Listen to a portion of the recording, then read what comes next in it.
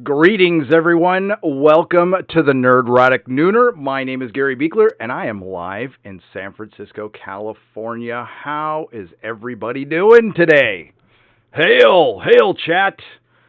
How's it going? We have a lot of things to talk about today because I didn't do a Nooner on Monday, and I have been suffering from the dreaded man cold for the last 3 days, ever since the 6 hour Inquisition we did last Sunday night, which is awesome, and you can find on Harvey's channel. What's up, everybody? I've got my sonic screwdriver with me. We're going to talk about Doctor Who today. We're going to talk about a lot of Disney Schadenfreude. Oh, Schadenfreude. I love talking about Disney Schadenfreude, and there's a lot of it in the news. And while I was going over the stuff I was going to talk about today, it hit me, and I guess I should have known this once Zoe Quinn was hired by Marvel, that she works for Disney. Zoe Quinn is a Disney employee, yet Roseanne Barr can't work for Disney. It's very interesting. I'm not saying that Zoe Quinn should be fired or canceled. I'm sure that will happen to her eventually because I believe in karma. I do. But I think it's very interesting. Don't you? I do. And there are some investigations going into Disney as far as them possibly cooking the books with their parks. We're going to go over a Bounding in the Comics article. And a little later on, because I don't want to kill the crowd as it's starting to roll in, we're going to go over some Rise of Skywalker leaks that somebody was kind enough to send to me. There's so many. I doubt that they're true, but what the hell? I've got some time to fill on this live stream. We've got to find a way to entertain you somehow. So we will read. I've gone over them. It's believable, but it's just as terrible as anything else. So that's why it's believable. Hence the title: Disney Star Wars leaks a dump all over the internet. And we also have a Battlestar Galactica reboot. Now, or is it not a reboot? I'm not sure. I'm very confused by Sam Esmail's tweet, and we'll talk about the showrunner of Mr. Robot taking over Battlestar Galactica. And I guess we could talk about the Princess Bride, and I definitely want to talk about Doctor Who, because we've got finally the truth on why Christopher Eccleston left, and it's really sad. It's really sad that he was going through like this personal thing this whole time. And it really kind of came through in his performance in a good way. I mean, it's terrible to say, but it really did. And I've always said Christopher Eccleston's one season performance as the Doctor was the best single performance of the Doctor, period. I sound like I'm underwater? Ah, shit. Hang on. Check. Oh, hang on. I know what to do. I'm going to put on the media source. One moment. Let's fix this.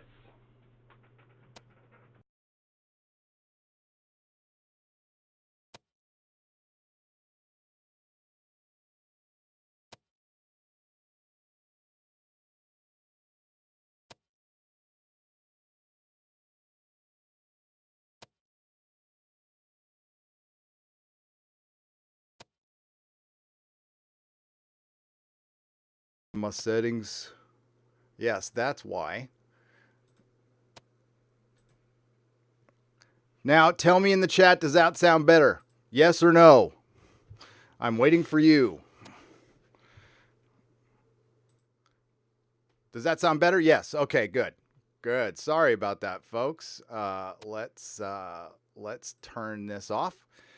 I had my mic plugged into like a router thing, and I guess it just doesn't work with this damn PC. All right, so hopefully we don't lose a huge crowd because of that. That's a crappy way to start. God, I hate, I want to use StreamYard, and I got a new camera to be my streaming camera because the 4K recording camera, after all this time, I figured out doesn't really work well with streaming services. So I have to put a bunch of plugins, and it would just be easier to buy this.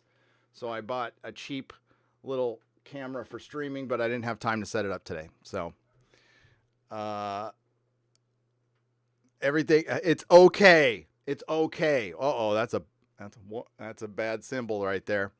This is why we can't buy you nice things. That's exactly right. Exactly right. Okay, so where do we start? Let's start with well, we're going to start with Disney Schadenfreude, but we're going to go to bounding into comics.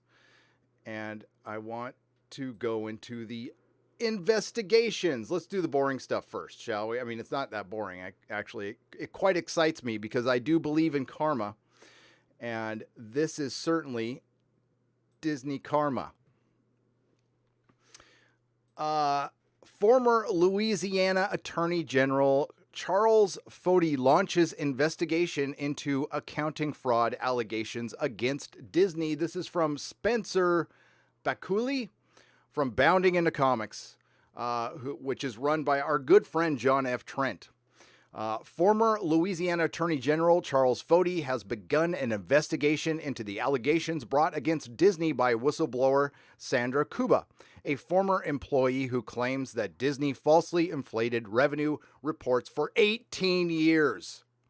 In August of 2019, Sandra Cuba, a former senior financial analyst for Disney, filed multiple reports with the U.S. Securities and Exchange Commission, SEC, which described multiple methods used by the Disney employees to exaggerate the employees' revenue, such as claiming full revenue from complimentary golf games and discounted guest promotions and recording revenue from gift cards twice. Once when a customer would purchase a gift card and again when it was used. Cuba claims that she first reported these issues to management in 2013, but received no response, leading her to escalate the report to a senior executive in 2016, where her complaints were again ignored. Granted, the escalated report warranted a single communication from Disney's corporate audit group before communication abruptly ended. After being ignored again, Cuba brought her concerns directly to the SEC in August of 2017 and was fired from Disney a month later on September 9th. Less than a month after Cuba's reports were received by the SEC, former Attorney General of Louisiana, Charles F. Foti Jr. of the law firm Kahn is in a law firm. Swick and Foti announced that he would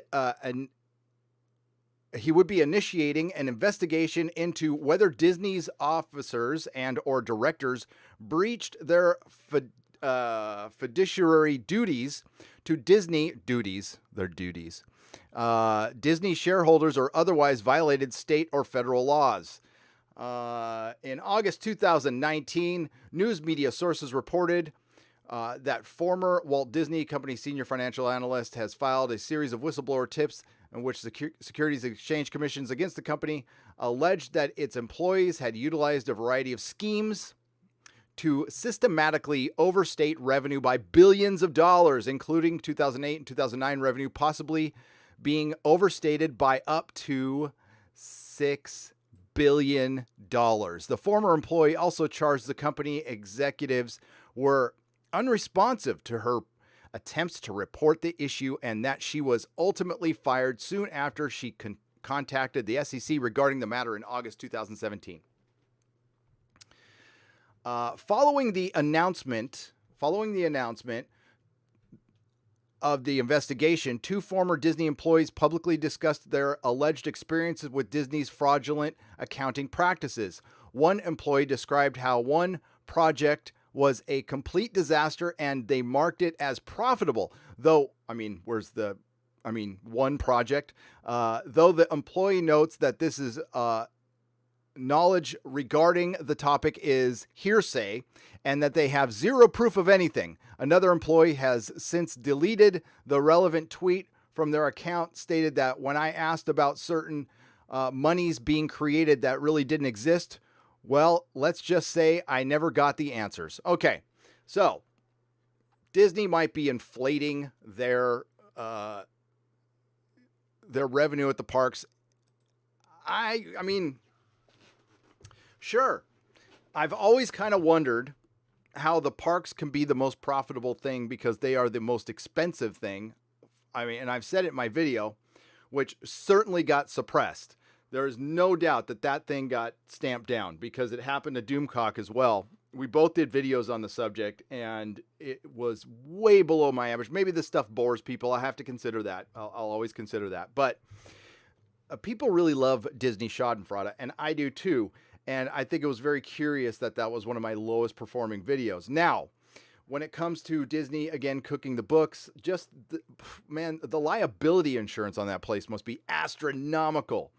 And anytime somebody, I mean, they're probably constantly being sued. There's injuries. I mean, I rode the Matterhorn, and I'm old, okay? So, like, that thing was herky-jerky on my back. But again, I'm old, and I probably shouldn't have gone on the thing. But I did, because I had to do a Matterhorn video with Jeremy. And, yeah, it was crazy. So, how that part can be the most profitable thing from Disney has always been a head-scratcher to me. But, you know, what do I know? I don't know the parks that well. There's other channels that do the park thing. I mean, honestly, it doesn't interest me that much. I like going to their parks. They're okay. But Galaxy's Edge is nothing short of a disaster for them. And we know why. And this is what I really want to talk about is the general sentiment towards Disney right now. And the one thing Disney is completely ignoring on why people have soured on Disney. There are always multiple reasons for everything when it's something this big. So their stuff is getting too expensive. Their entertainment's gotten homogenous. It's filled with agenda. And quite frankly, a lot of it's gotten boring. Forget the agenda part. I mean, like, the new Star Wars trilogy is bland. I mean, it's really bland. I think that's equally as bad as being filled with agenda. But Disney associates itself, signs off on, and fully supports a lot of their employees attacking fans and being hyper political. My God, look at some of these people's Twitter feeds. I go there for investigation when I'm doing a video, and I generally don't like to call out people. I like to call out a company. I'll make an exception for people like Zoe Quinn or Alex Kurtzman, but I generally kind of like to lay off people because they are just cogs in the machine. But when so many employees are being so hyper political and it's just orange man, whether you like them or not, there's a point where it's like enough, and it's just through time it wears people down. People don't want to support things where they feel like they're not welcome. And quite frankly, if you are a supporter of the president, I have no idea why you would give Disney a penny.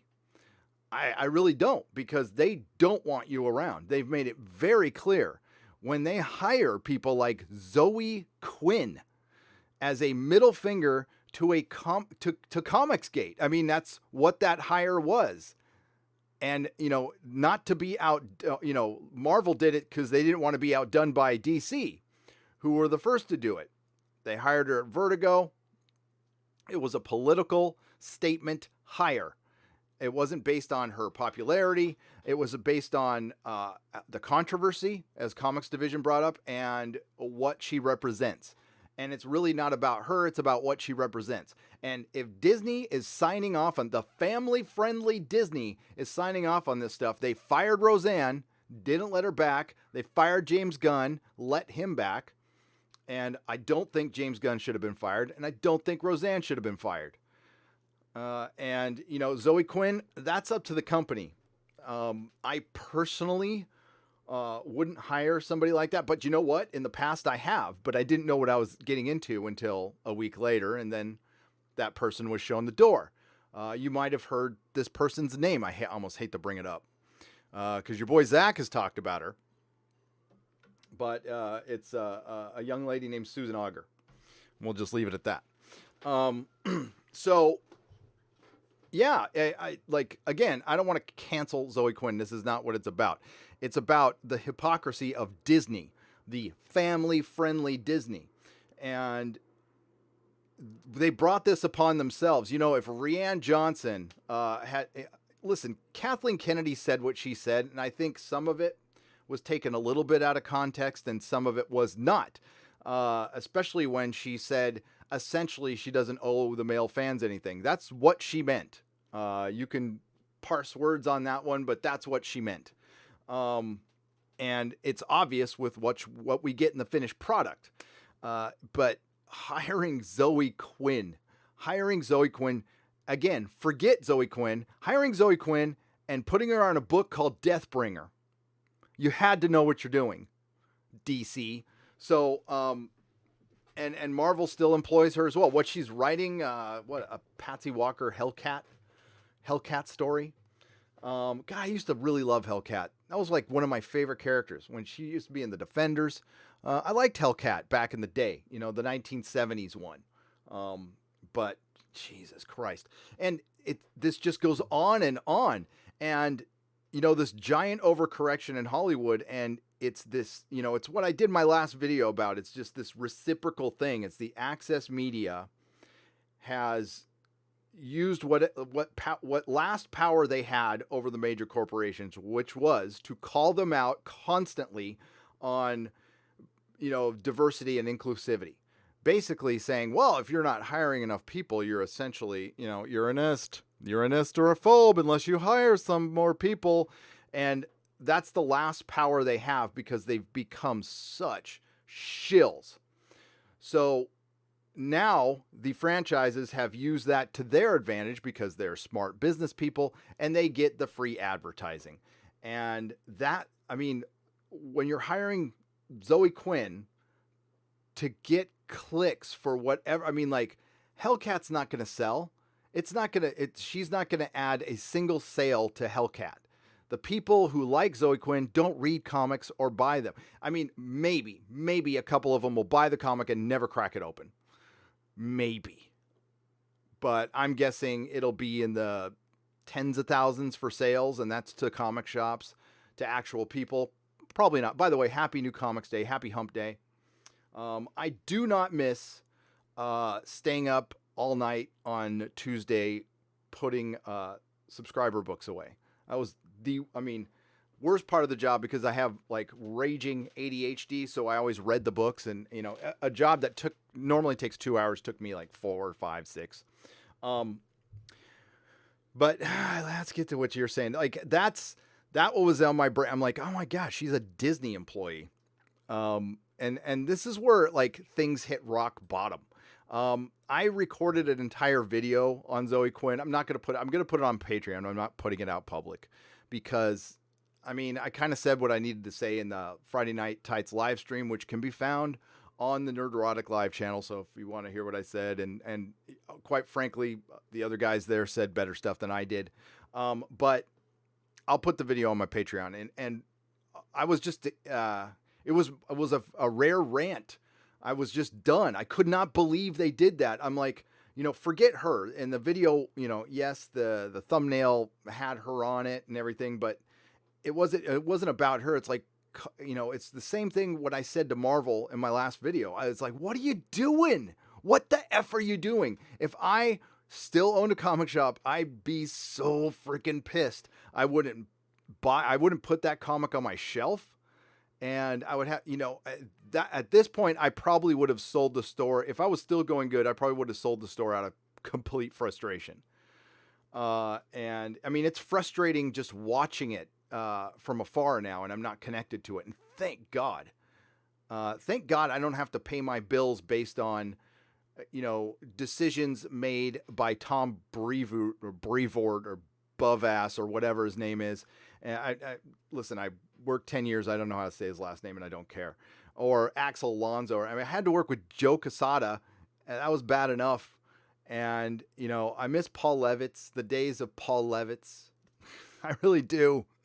I've never been a fan of Dan Didio, but he was never as bad as Marvel. At least DC tried, with retailers. But, my God, if I was doing it now, I'd be pissed all the time. You know what? You don't make enough money retailing comics to be pissed all the time.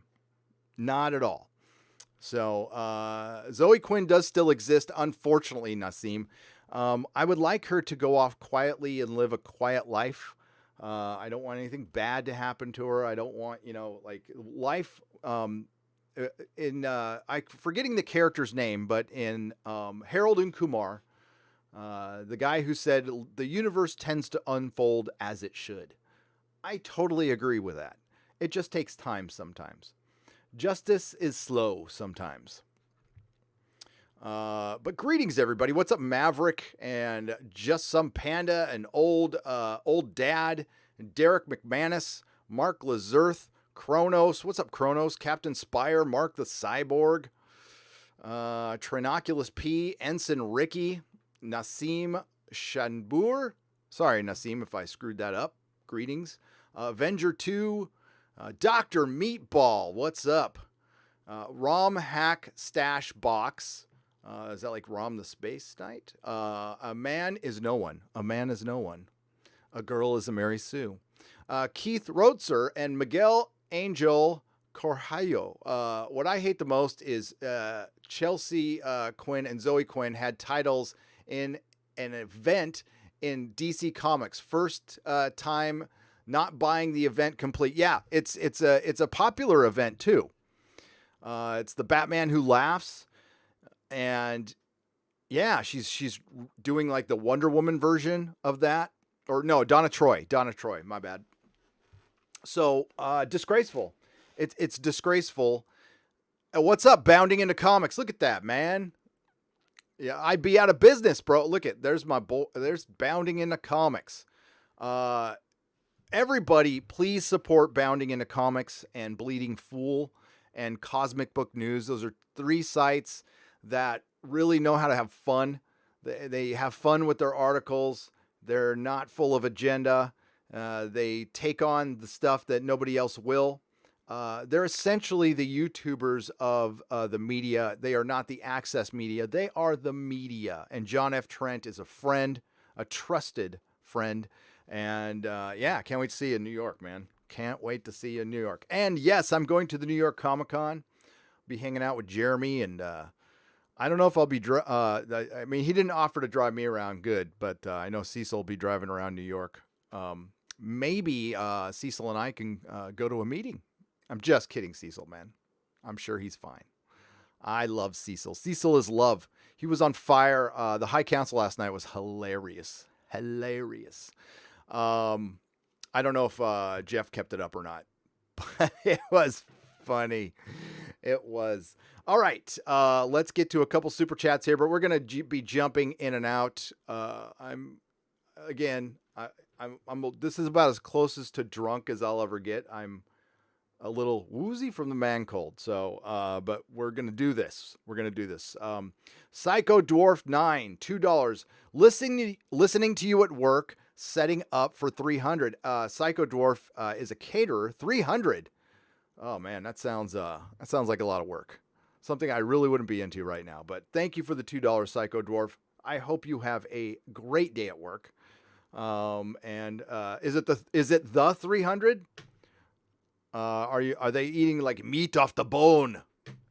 Paola RL, what's up, Paola? How are you? Greetings over there in the UK.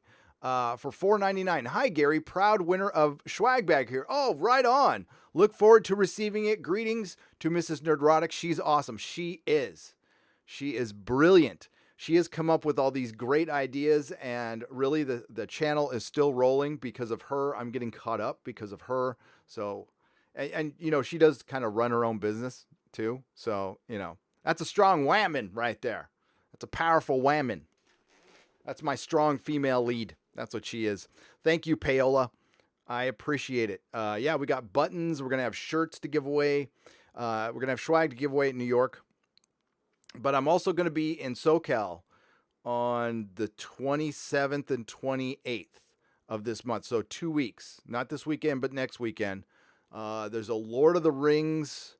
They're playing the extended versions, a marathon down there in Santa Ana. So I'm going to that for sure. Yes, I'm going to, I mean, movies that I own, but I'm going to drive 500 miles to watch them in the theater because I haven't seen the extended versions in the theater. So, I'm there. That's the GOAT trilogy. That's it. I won't even accept an argument on that. And then, but maybe if anybody's down there and wants to hang out, get some coffee, let me know. I'll let you know on Twitter. Entertainment hacker for 240 yen. Great thumbnail. Nice. Thank you. Yeah. I found that by accident. I was Googling Jar Jar Abrams and that picture came up. I'm all, oh, I was like the internet gods blessing me. I was like, yes. Larry for $5. Bigger the company, bigger the cooking the books. That is true. I'm an accountant. Hey, right on. I've seen things over the years. Manipulating the numbers is standard procedure. My dad was an accountant, Larry. He was actually Ted Geisel's accountant. That is Dr. Seuss. And after he passed away, he was Audrey Geisel's accountant. And he did a little work prior to his death on the Grinch, the live action Grinch. And yeah, he left the project. He was just doing some side work for Audrey and Ted, and he didn't want to do it because it was, in his words, too shady. My dad was a button up. He was a button up. He was a straight edge. He would not deal with that stuff. The Cobra Viper for $5. Fiverr for the cause. Well, thank you, Cobra Viper. And I will keep fighting. I am not going to be one of those people who dips out, sells out. I'm too old to sell out. You can't sell out, if you haven't sold out. I mean, like, there would have been a time, if somebody would have offered me a lot of money, I probably would have taken it. Hell yeah. But now I'm too old to sell out. I'm very stuck in my ways. So it doesn't mean I won't take a sponsor, though. A sponsored video is coming up. It's going to be about the Orville. It's going to be my Orville video. I've been working on it for a while. I actually lost it and I had to redo a bunch of it, but yeah. Saruan of House Roundhead for $5. I hope I'm not overwhelming you with too many celebs at the New York Comic Con. I sent you a recent email about my photo shoot with Tom Hiddleston. Oh, cool. No, Saruan. I can't wait to meet you, man. I cannot wait to meet you. It's going to be fun. That's the best part about going to these cons, is just hanging out with the Fandom Menace, hanging out with the guys and the gals. That's it. We'll go get some coffee, or if you guys want to go get some drinks, I can. Well, you don't need a designated driver in New York, do you? But yeah, we can Uber around, whatever. I mean, I don't even need to go to the show that much, to be honest with you. I don't know how the Media Pass thing works. I've never done it, so I'm going to go there, and I've been invited to some things. I'd rather hang out with you guys. I don't want to see any of that crap. Raging Patty. It's a patty. For 20 pounds. Gaz, I've just seen that I'm a swag winner now as well. A big thanks to you and the missus. You are welcome. And the Mrs. Nerdrotic, thank you for the 20 pounds. Mrs. Nerdrotic wanted to point out that beard oil was one of our giveaways, and there was a lot of people in Scotland winning. Coincidence? I don't think so. I love a raging patty. I really do. Captain Spire for $10. Help! So YouTube creationist Cat pointed out Marvel comic lady Thor never wanted to be called Thor until he insisted. I thought our gripe was how they promoted that, not that they did it. No, the gripe is how they promoted it outside the comic book. The narrative within the story, Jason Aaron, some people might not agree with this, is a very competent comic book writer. And the story was okay. It wasn't my cup of tea, so I stopped reading it. But Thor is, it sounds like they're backing down already. I mean, Taika Waititi already said that she's just a character in the movie and not the star. But it's funny that they had to clarify it. But it's Marvel. It's what Marvel's doing outside of the narrative, Captain Spire. It is their constant pushing of agenda, replacing male characters with female characters superficially, which is inherently sexist. And you guys know my argument on that. And it's just done to virtue signal because they think that can actually make them money. Plus, you got to think about the Oscars so white phenomenon. That really made the Oscars freaked out over that, obviously. And they overcorrected. It's not saying nobody's against inclusivity or diversity. I've said this a million times. We are against the agenda that gets wrapped around in it for some reason, and it becomes a political thing when it doesn't need to. So yeah. It's a bunch of crap, and Marvel's just gonna drive off the cliff.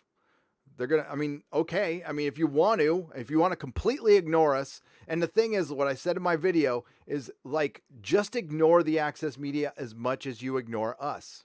That's it. Here's some coffee money so you can stay woke. Woke troll for $5. I get what you say there. Oh, my cup is gone. It's empty. I drank it before I started. Alan Massey for $5. Why do they call them comics when most aren't funny or good anymore? Maybe wokies? Maybe. Pamphlets. I would call them pamphlets. Manifesto pamphlets, especially if they're written by Mark Waid. Mark effing Waid. I spent the morning, what I spent the morning doing? By the way, I don't know if your boy Zach knows who I am, if he watches me. Your boy Zach is like one of the inspirations for the channel. I've had many inspirations, but it was actually, the 3 channels I was listening to when I first jumped off on YouTube were Midnight's Edge, your boy Zach, and World Class Bullshitters. And then it would be just random UFO stuff.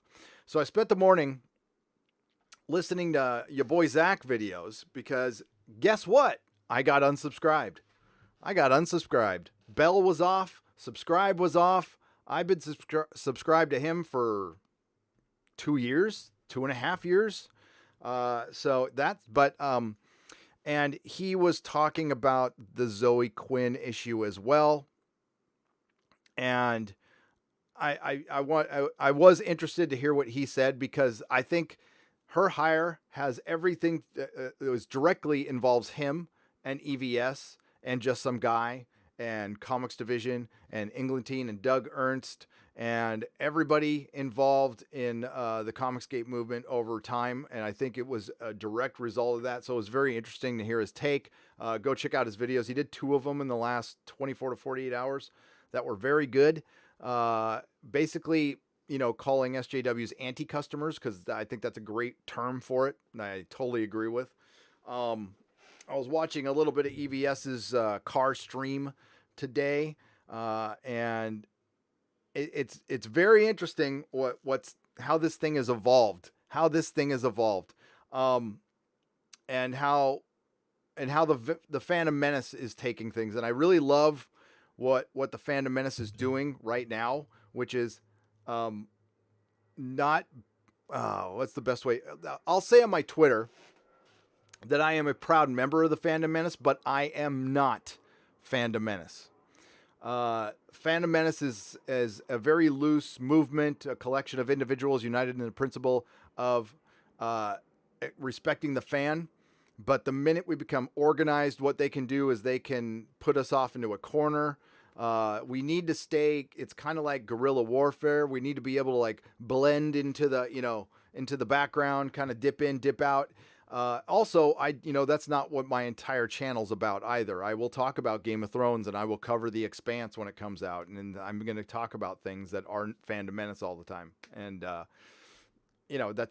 so it's good not to be definable. I guess that's the best term for it. And that will keep it going much longer because, the question has to, there's always going to be Star Wars after Rise of Skywalker, but you always want to ask what's next, but you also don't want to future trip too much as a movement. You don't want to what's our plan? Well, the plan is to never have one.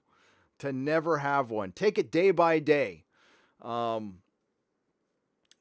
there was a video. There's been a couple of videos made about the Phantom Menace, and I want to respond so much, but it's best not to. It's just best not to. I'll just say that, you can call anything you enjoy porn. I'll just say that. Ship porn. I've talked about ship porn. One of my favorite things is watching giant spaceships move slowly through space. I love it. It's one of my favorite things. It is. Right. Let's get, what's up, Bear Nerd Front? I've always been, I'll always leave Bounding into Comics link in my info section in my videos. Yes.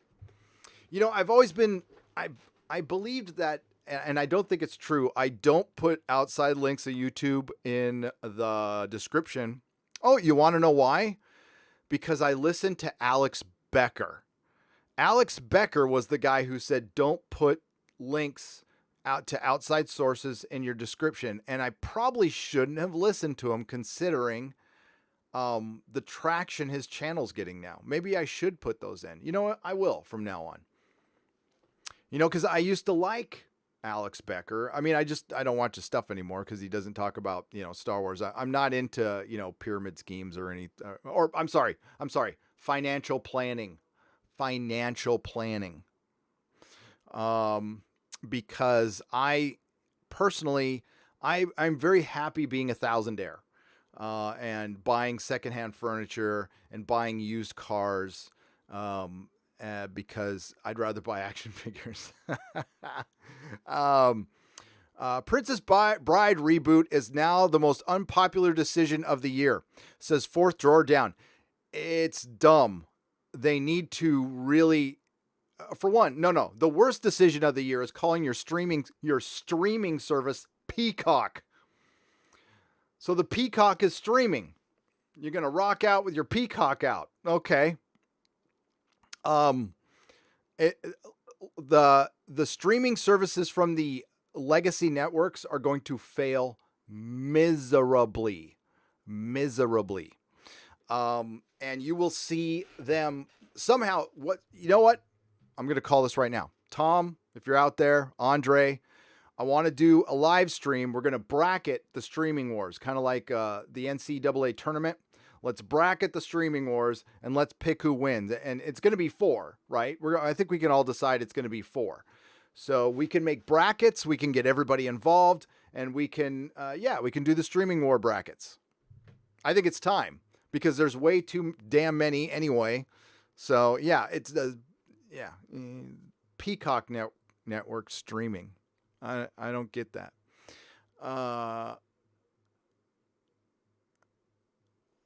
Darth Gorebag. Oh, right. It was the extended Fellowship and Two Towers and Return of the King released. I remember now. Yeah, it's going to be at a theater in Santa Ana called Frida. I don't know if it's named after Frida Kahlo, but it's on the 28th. It starts at 11:30 a.m. There's 2 admissions. I'm going to be there. Oh, yes. Not missing it. But I have another thing I got to do down there, which I can't talk about just yet, but I will, because it's awesome. Let me just say that there are good people in Hollywood. I mean, hashtag not all, but Tom Constantino, one of the producers of the Orville, is he's there for the fan. He is a 100% backer of the fan, and that's why we love him. What's up, Tom? I call it the cock pee just to piss them off. Pun intended. Yes. It's dumb. So, Tom, are you down with doing brackets for the streaming wars? I think we should do it. Destiny Captain for $4.99. Any chance we'll see any mailbag today? Yes, we're going to see. I'm going to read a couple of letters that are over there. Yeah. That'll be towards the end of the stream, Destiny Captain, for sure. Thank you for the $4.99. Andre Georgiou for $1.90. No relation to Emperor Georgiou. Star Trek Discovery and Star Wars. Ultra feminism bore. Absolutely. See, they are prime examples, that and Doctor Who, of, all right, we're going to make it female-centric. All right, fine. Make it female-centric and then make a good story. But they couldn't stop there. They had to make everything female-centric, political, and a political brand of feminism that turns off your male audience. And those 3 franchises have strong fan bases. So you know how bad you have to be to alienate as many people as they have? So it will just get worse, because people will eventually get tired of it. Plus, they cease being what they were before. And what you keep taking out of, what keeps getting taken out of the equation here is just masculinity is considered toxic. Toxic masculinity to Hollywood and to the betas and to the NPCs out there is just masculinity. You are you are being sexist because we're born with testosterone. Sorry, actually, I'm not, but we're born with it. And if some of us have a little more than others, there's really not much we can do about it except for pretend and drink soy. And then what happens is it comes out other ways and you become a freaky little beta zoid or whatever, beta boy. And yeah, it just comes out in so many bad ways. So judging us and generalizing over a chemical we are born with is ridiculous, but it is a narrative that they're running. And my God, they mentioned it in Doctor Who. Clara mentioned it twice. Dave Cullen pointed it out in one of his great videos. And that's what really started turning me off to Doctor Who. The minute it was when she was, it was The Girl Who Lived episode with Maisie Williams. And she talked about, all the testosterone in the room. How do you live with it? Yeah. Well, every day I live with it. Great. I sleep like a baby. Yeah. But it is. And Andre, Alex Kurtzman said Star Trek is a female-centric show. Those were his words. Half Moon 999. Hi, Gary. I really appreciate your work. As a lifetime Star Wars fan, I refuse to see any future Disney Star Wars projects. I have no interest in a timeline that includes episode 7 and episode 8. And we will get to the leak in a little bit. We're going to get to the leak in a little bit. I was going back and forth on this one, but I figure if I give you guys plenty of warning, I don't want to alienate, or not alienate. I just don't want to spoil any, there are people who are actually interested in the movie. I don't judge you for that. And I don't want to spoil any of the film for you. So I will warn you when that time comes. That it's not yet, though. We're gonna chit chat for a little while here. But I don't either. It's not in my headcanon, especially, well, knowing what we know, that now they're gonna say was actually Rey, or Rey is actually the chosen one. It's such a JJ tagged on thing to do. I will tell you this: don't be surprised if Rise of Skywalker looks a lot like homogenized episodes of Alias. Captain Jethro for $9.99. Thank you very much. And Half Moon, thank you for the $9.99 super chat. I greatly appreciate it. Hail Gary and the fandom. It's sad that there is so much animosity when it comes to a political viewpoint, but it's a tactic. America and free speech is greater than any political ideology. Kapla. Could not agree more. Free speech is a fundamental right in this country that they are trying to take away. Who's the they? I don't really care. Whoever the they are that are trying to take away free speech is no friend of ours. No friend of ours. Hail, Gary, just getting here. Did I miss the best stream ever? Says JPRPH1 for $4.99. Well, it had a bit of a rough start because my mic was plugged in wrong. But I think I've rallied, but you will be the judge of that. But I will always say yes, you missed the greatest stream ever. No, you're fine. You're good. Thank you for the $4.99. It's good to see you here. Loquacious Primate for $5. Hey, Gary, looking forward to meeting up in New York. Oh, that's awesome. You're going to be there? That is good. That is very good. I'm sure you're hooked up with a place to stay, but if not, I can put you up and the missus up on Long Island. Well, I am, but you never know. You never know. I have no idea. I've been to New York, but not in a decade and a half. And I was with my, it was more than a decade and a half. It was 2 decades ago because I was with my parents. So, yeah, this will be like, honestly, yeah, this will be the first time I've gone there like on my own, without family, no Mrs. Nerdrotic or anything. It's just me. Zabe for $5. Consider that if you take the media passes and you go to special events, you can report to us where we can live vicariously through you. Well, if I can get into the Star Trek stuff, oh yeah, you betcha. You betcha I'm going to try to get into that. I don't know if there's, I don't know. I don't know how to do it. I'll figure it out. I'll ask questions. You know what? John F. Trent can help me. I bet you he can help me. This is a good question. Hell Rats 96 for $2. By the way, Zabe, thank you for the $5. Sometimes, if I miss anything, do not be afraid to point it out. Again, raging ADHD, and I don't want to. If I do, I don't mean to, but occasionally I do. Hellrats 96 for $2. Will you be wearing your Anash shirt at New York Comic Con? Yes. And we are going to have some available so other people can wear them. I need to call the Popcast guys, but since I'm going to SoCal in a couple weeks, we can get this all arranged.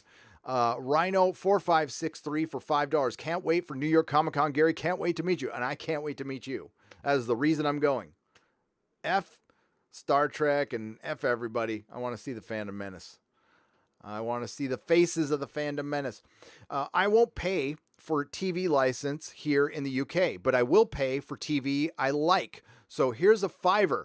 Love your show, man. Well, Gary Brunton for £5. Cheers. Cheers. Thank you for the $5. And yes, support independent creators who we are just trying to, I don't know, bring some sanity in the world. Our brand. I don't consider it porn. I hope people aren't watching me and considering it porn, but if you are, I don't judge. I really don't. I really don't. If you're wondering what I'm talking about, that somebody made a video.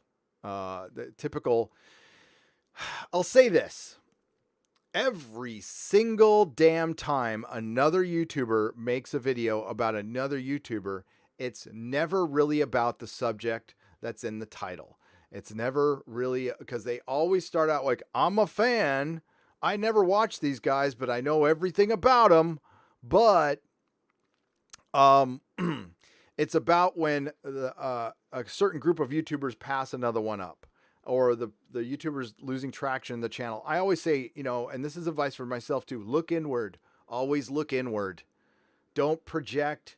Don't react. They insulted Mahler. How could you insult Mahler?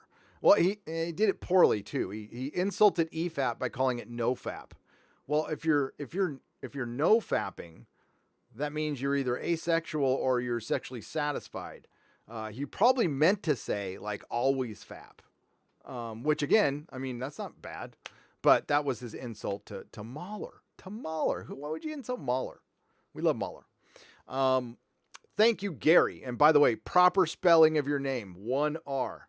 1 R. Otherwise, it's Gary. Deflick Maestro for £5. Yeah, F the TV license. Love you, Gary. Right on. F the TV license. We do need to discuss some Doctor Who. It's a very serious subject, so we're going to save that till later. If you always thought it was weird why Christopher Eccleston left after a year, he finally told us why. And it's really sad. It's really sad. I like Christopher Eccleston, so I want him to be okay, but it really sucks that he didn't come back for the 50th. I hope they bring him back later. They can always I think they should bring him back for something. Lily Mack for $10. You know what? Big Finish, man. Bring in Chris for Big Finish. Lily Mack for $10. Thank you. Nothing to say, but thank you very much, Lily. It's nice to see you here. Welcome. Captain Plank for Australian $2. Any word on Love and Thunder? Thor is still Thor. Thor is still Thor, according to Taika Waititi. And Jane Foster is, it looks like what's going to happen is, this is just a theory that I agree with. I'm not saying this is a fact. I no insiders, none of that stuff. This is just a theory that when Doctor Strange and the Multiverse of Madness comes out, it's going to basically reset the Marvel universe, and she might be a Thor from another universe, possibly.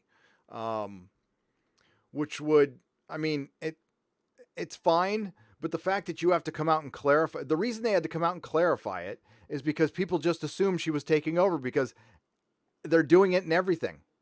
They're absolutely doing it in everything. They're going to do a female Batman Beyond now. Nicholas Horton for £5. Some MCU news. Rumored to make Scarlet Witch into a villain sometime during Doctor Strange sequel or after. And possibly lead into what? No More Mutants or Avengers? I bet you they eventually do Avengers versus X-Men. That was right at the beginning of the Disney run when they took over Marvel. It was the beginning of Axel Alonso's run. It was right before I sold my store because it led into Marvel Now. It was a successful event as far as this is a great example. Avengers versus X-Men was a very successful event. It sold a lot of comic books and people frickin' hated it at the end. Lily Mack, thank you for the $2. I appreciate it. Hi, Lily. You could say something. You could say hello. Paola RL. It's good to see you again. $2.99. Watching Rambo Last Blood tomorrow. Am I toxic too? Yes, but in all the best ways. In all the best ways. You know what? It's good to be a little toxic. You don't want to be soft. You don't. It's a hard world. I was watching the Quarterings video on the Brad Pitt movie, which is supposed to be a study of toxic masculinity, blah, blah, blah. And dude, this is like an argument that people had in the 80s when it was first okay for men to be sensitive. Yeah, this is like old effing news. Yeah, men can show their feelings, but you know what? You don't want to be crying all the time either. You do have to be tough because it's a mean effing world. And you don't want to show your weaknesses all the time. You actually don't. You don't want to be vulnerable around people you don't trust. It's good to, be open and be honest with your feelings, but you don't have to share them with everybody. And you know what? I can't believe I'm saying this. Everybody's different. Everybody has different levels of toughness based on their life experience. So, you got to suck it up once in a while. Trust me. I'm not teaching my kids that, just show your feelings all the time. And, everybody will treat you fairly. If you're all open and honest and show your feelings and expose your, no. Human beings will still take advantage of weaknesses, take advantage of vulnerability. Don't be a sucker, Be confident, be happy. And talk to people. It's good to talk to people when things are bothering you, of course, but not all the time. You know what? Don't share it on social media. That's for sure. Ever. If it's a personal problem, talk to a friend quietly or privately. I mean, Cracklin for $4.99. What's up, man? Gary enjoys 70% of this super chat. Rey is the secret love child of Luke and Leia. Explains why she's has no personality. Well, yeah, I think it would. So again, Alias episode. As you all know, if any of you watched Alias, Sydney Bristow's lineage was changing constantly. She had half sisters. She stayed with Sloane. I'm barely remembering like what the situation was with her dad. She didn't know he was her dad, or like he was gone or something like that. And she stayed with Sloane for a little while. And yeah, it was a hot mess at the end. That's what this is going to be. If you want to see how J.J. Abrams finishes something, well, if you want to sit through Alias, which, yeah, it's not good. Alias had the dumbest ending. John Murdoch for $10. Thank you very much. And no comment, but thank you. I appreciate it. Modalicious for $2. And Jack, you could say something in the chat. You don't have to re-super chat. If you want to say something, I will read it. Thank you, John. I'm sorry. Modalicious for $2. Any idea why there is no Disney Star Wars video games? Because there's no market for it. If there was a market for something, believe me, they would be making it. There's no grad conspiracy. There's no Star Trek Discovery toys because nobody would effing buy them. There's no Star Wars video games. For one, I think Disney is really soured on the video game business, and there's no market for it, which, I think it says a lot. If there is very few things out there that people want that they don't make. Now there are some stuff. There's some stuff like Babylon 5 that's wrapped up in rights issues that people want, but they'll never get because it's wrapped up in rights issues. But generally, Star Trek. What effed up Star Trek? Bad robot. What effed up Star Wars? Bad robot. Why? Because of these weird licensing deals, because JJ wants to control everything. His takeover of Hollywood is almost complete, and the guy has done nothing. He's made some average movies at best. At best. And listen, an average Mission Impossible movie that to this day I cannot tell the difference between 3 and 4. And a Star Trek 2009 movie that a lot of people liked.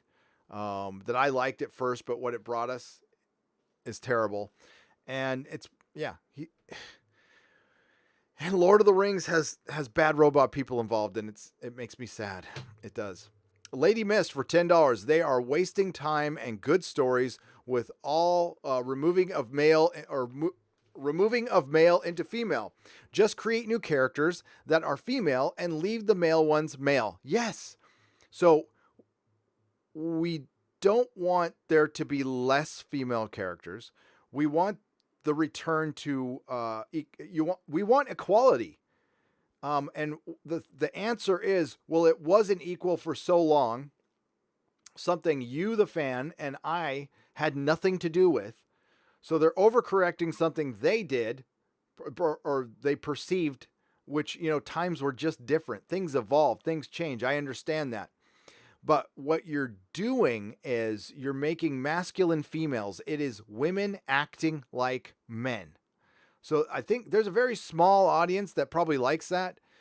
And it hasn't really succeeded. Where the female lead has succeeded is when you've had a genuine female character. The reason there was this big overcorrection in comics that about 2014, if you guys remember, there was a big push that women are the new customers of comics. We got to start making more comic books for women because we have this data. We have this poll came out that said about half of the people interested in comics were women. Well, this poll was a Facebook poll. And the question was, I'm paraphrasing here. Are you interested in comics? Not are you buying them regularly? Are you interested in comics, which can be taken a lot of ways. And in this Facebook poll, it was like 40% of women said yes. So the comic industry decided to run with this, and because they have been trying to get the new fan, they have been trying to shed the old comic fan forever. I called it chasing the dragon of the new fan. The comic book industry was chasing that dragon forever instead of just being itself. Instead of just, you've got this hardcore set of fans. It's not growing that much. Why don't you just sell like hell to them, and they, through word of mouth, will make new fans. Don't do it on, because comic book industry, you haven't been very good at creating new fans. But no, they ran with this, and a lot of YouTubers made videos on this. And this is what's led to what we have today in entertainment. This whole freaking thing in genre was from a bad Facebook poll.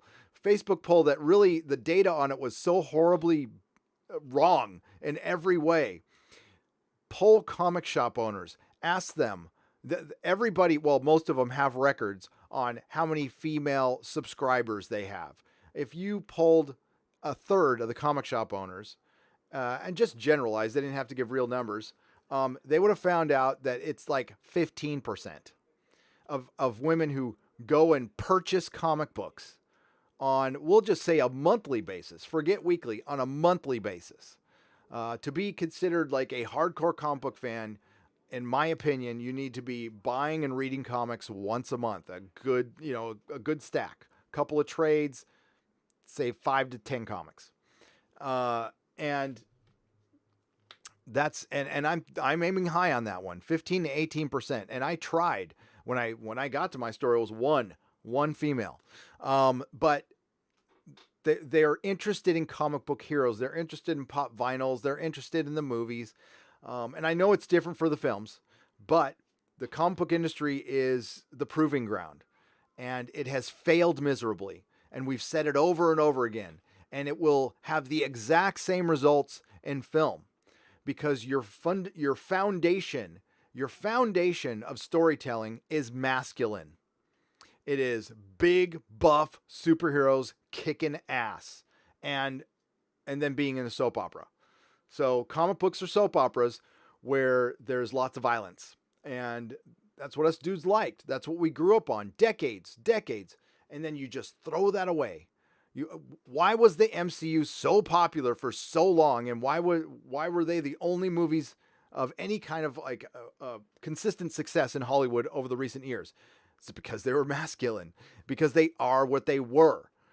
They were what they sold you. Now they're trying to hoodwink you. With Iron Fist season 2, they got you in like, hey, we're gonna put Iron Fist mask on, and we're gonna bring in. Then you find out it's a show about Colleen Wing, and you're like, what the fuck was that? Westworld season 1 was damn near a perfect season of television. I mean, if you just look at it as one season as like a season-long Twilight Zone, it's perfect. Second season, totally hoodwinked you. Brought you in, and all the women became Mary Sues and godlike, and all the men were like literally blowing their heads off at the end. It's so, oh God. That was very, that was indicative of what the audience wanted to do, what Teddy did at the end of Westworld season 2. And then they started swapping all the characters out, and then Doctor Who got caught up on this, and then Star Trek, like, I don't know why they did what they did. They're like, we're going to have a black captain, a black female captain. We're like, yeah, okay, it's Star Trek. Yeah, totally expected that. Sure. But wait, we're going to get rid of all the white dudes. So they did that for all the straight white guys. They did that for the first season. And what did they need to save them in the second season? Couple of white guys had to come in. And believe me, that bothered the shit out of them. So they tried to cuck out, for lack of a better word, Captain Pike. And then the only thing people wanted out of that was a Captain Pike and Spock series. That's all they heard. And I bet you it drove them nuts. But what else did they have to do? They had to get the old white guy to come in and save the franchise.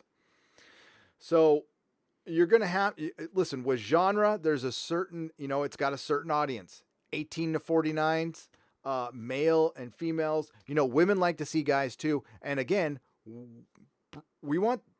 I don't want a sausage fest. I don't want to watch a sausage fest of anything. I don't.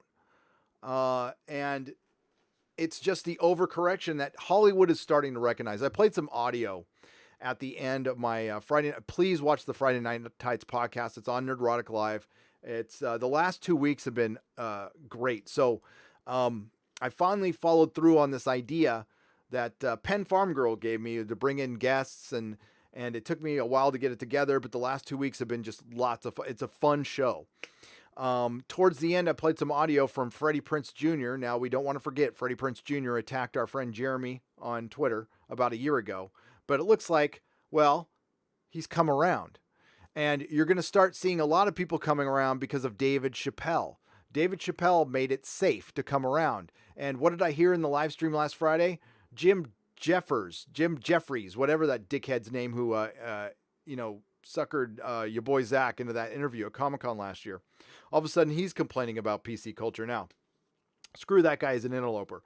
But we're starting to see other people come around, and, other than Jim Jeffers, we want to praise it. We want to support them, going back to the middle.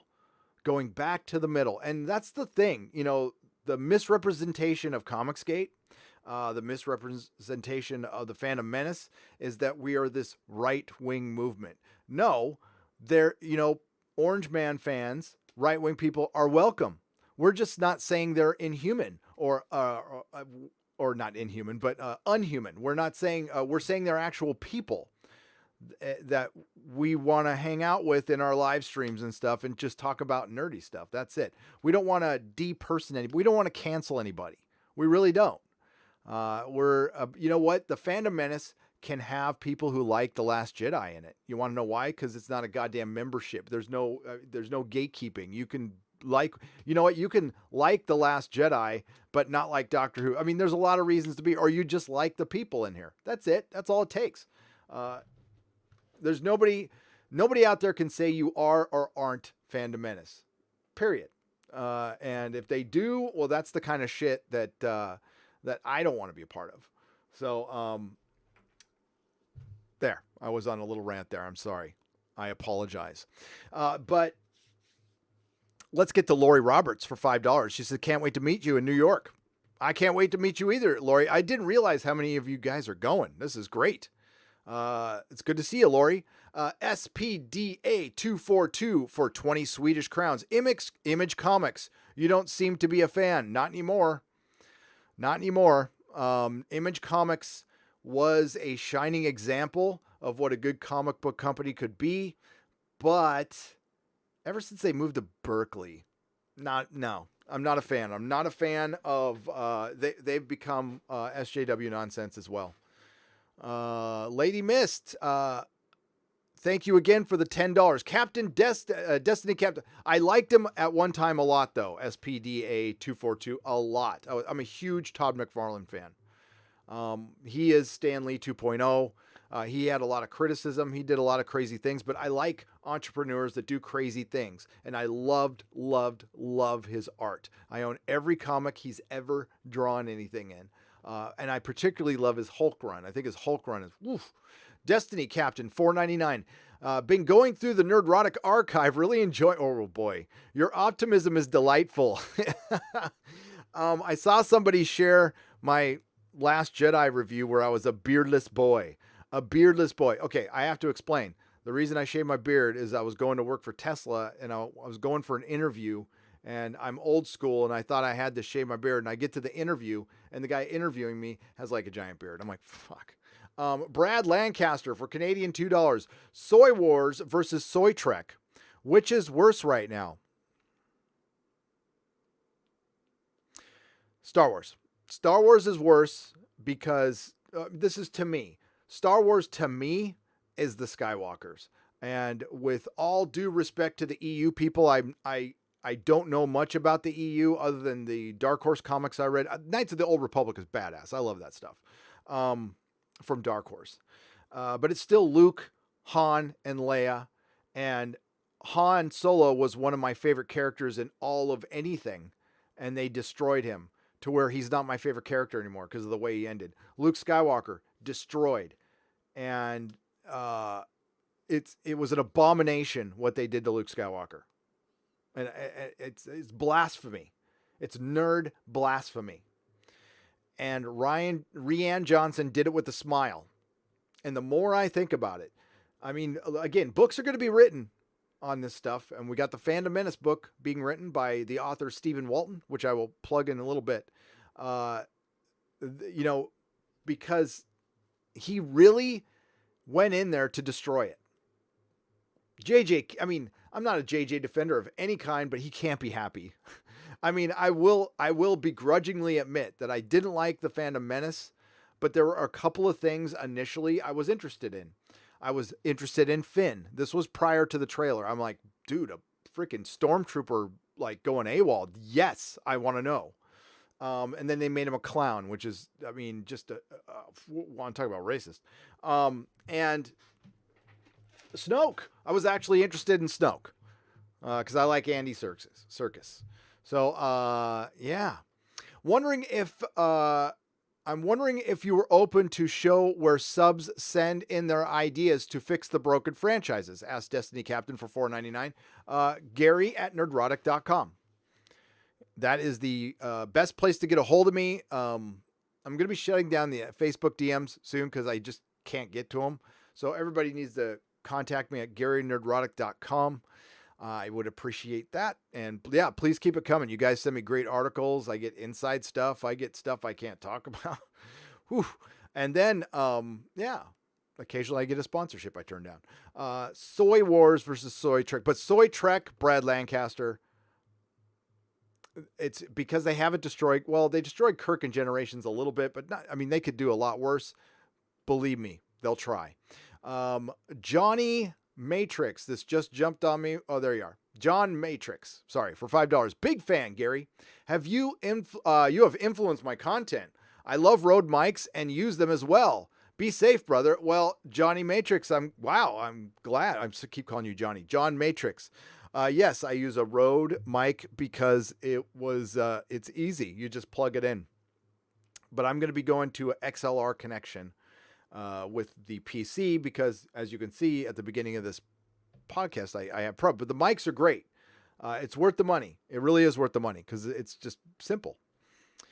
Nina Fabiano for $10. Aside from Deadpool, Gwenpool, and the Joker, what is your favorite comic book character that knows they're a comic book character? She-Hulk. Back in the day, John Byrne's She-Hulk. Doesn't Howard the Duck know he's a comic book character? Correct me if I'm wrong on that one. Probably Howard the Duck, but I'm not sure. I can't remember. Thank you, Nina. JC Shaggy for $5. Sup, Gary? Marvel is backtracking big time with Thor. They are. Been reading The Boys. You're right. Night and day. Comic much better. The comic is much better. The Boys TV series lightens it up quite a bit. The comic is hardcore, and it really did bother me hearing The Boys for the Time's Up era. It's called The Boys. And it is about one of the most masculine things, which, okay, when I say masculine, women can do this too. I'm not saying this does not exclude women. Masculine can be a state of mind. Revenge is not exclusive to men, believe me. So I think that story was pure and good and hardcore, and it's the reason DC Comics got rid of it. And to his credit, Nick Ferrucci at Dynamite picked it up. And big thumbs up to that guy for that. He is secretly, you know what? I wasn't a fan of his at first, and I became a fan. I thought he was kind of a blowhard, but I was wrong. Well, he is, but I mean, he's like really good at what he does. So, I mean, I never met the man, but I was wrong about him at first because I was kind of like, I don't know if I like this guy, but I definitely like him now. Norwegian Kryptonian for 55 Norwegian crowns. Hi, Gary. Uncle EVS talked about a Comics Gate Con. The fandom must make it happen. Can't believe I'm more excited about Cyberfog than Star Wars. You know what? There would have been a time I couldn't believe it either, but I can now, considering just the difference between how fans are treated. You know, Cyberfrog is an independent project, and you kind of got to see it, the highs and lows of it being created. EVS was extremely transparent about that, and I thought that is to his credit. Honestly, when I give to an Indiegogo, if I get the book, cool. I mean, honestly, my whole mentality on it is I'm donating to this person to help them create this. And, you know, if I get it, cool. It's like loaning money. When I loan money, I don't expect it back. I just don't. That's the way it goes. And that way there's no resentments, you know. Sometimes it's hard for people to just ask for money, you know. And it's like, yeah. Cold Fusion Waffles for $10. But Evie, the book looks great, and I am a backer, so I can't wait to get it when I get it. And I'll get it when it's done right. I'd rather it be done right, and you know, this is his first one too, so like the next one will be a little faster, and he'll know like what to do. And yeah, you know, we're all new at this. Like same with the YouTubing, I'm new at this. I can't get back to every email. It breaks my heart. It sucks. It stresses me out.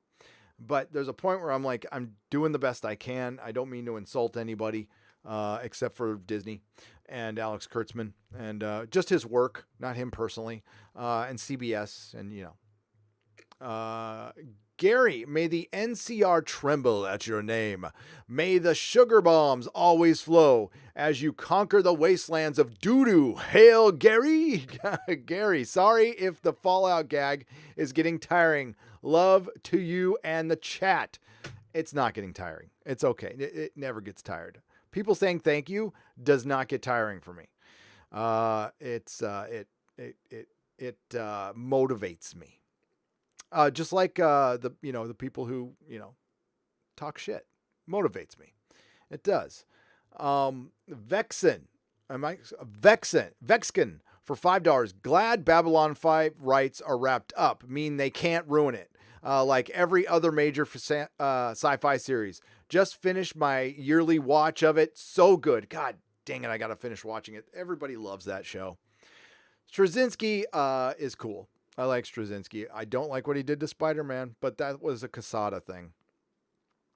Drive-by commenter for $5. Maybe in that poll they forgot some women often employ mirroring tactics and fish for attention.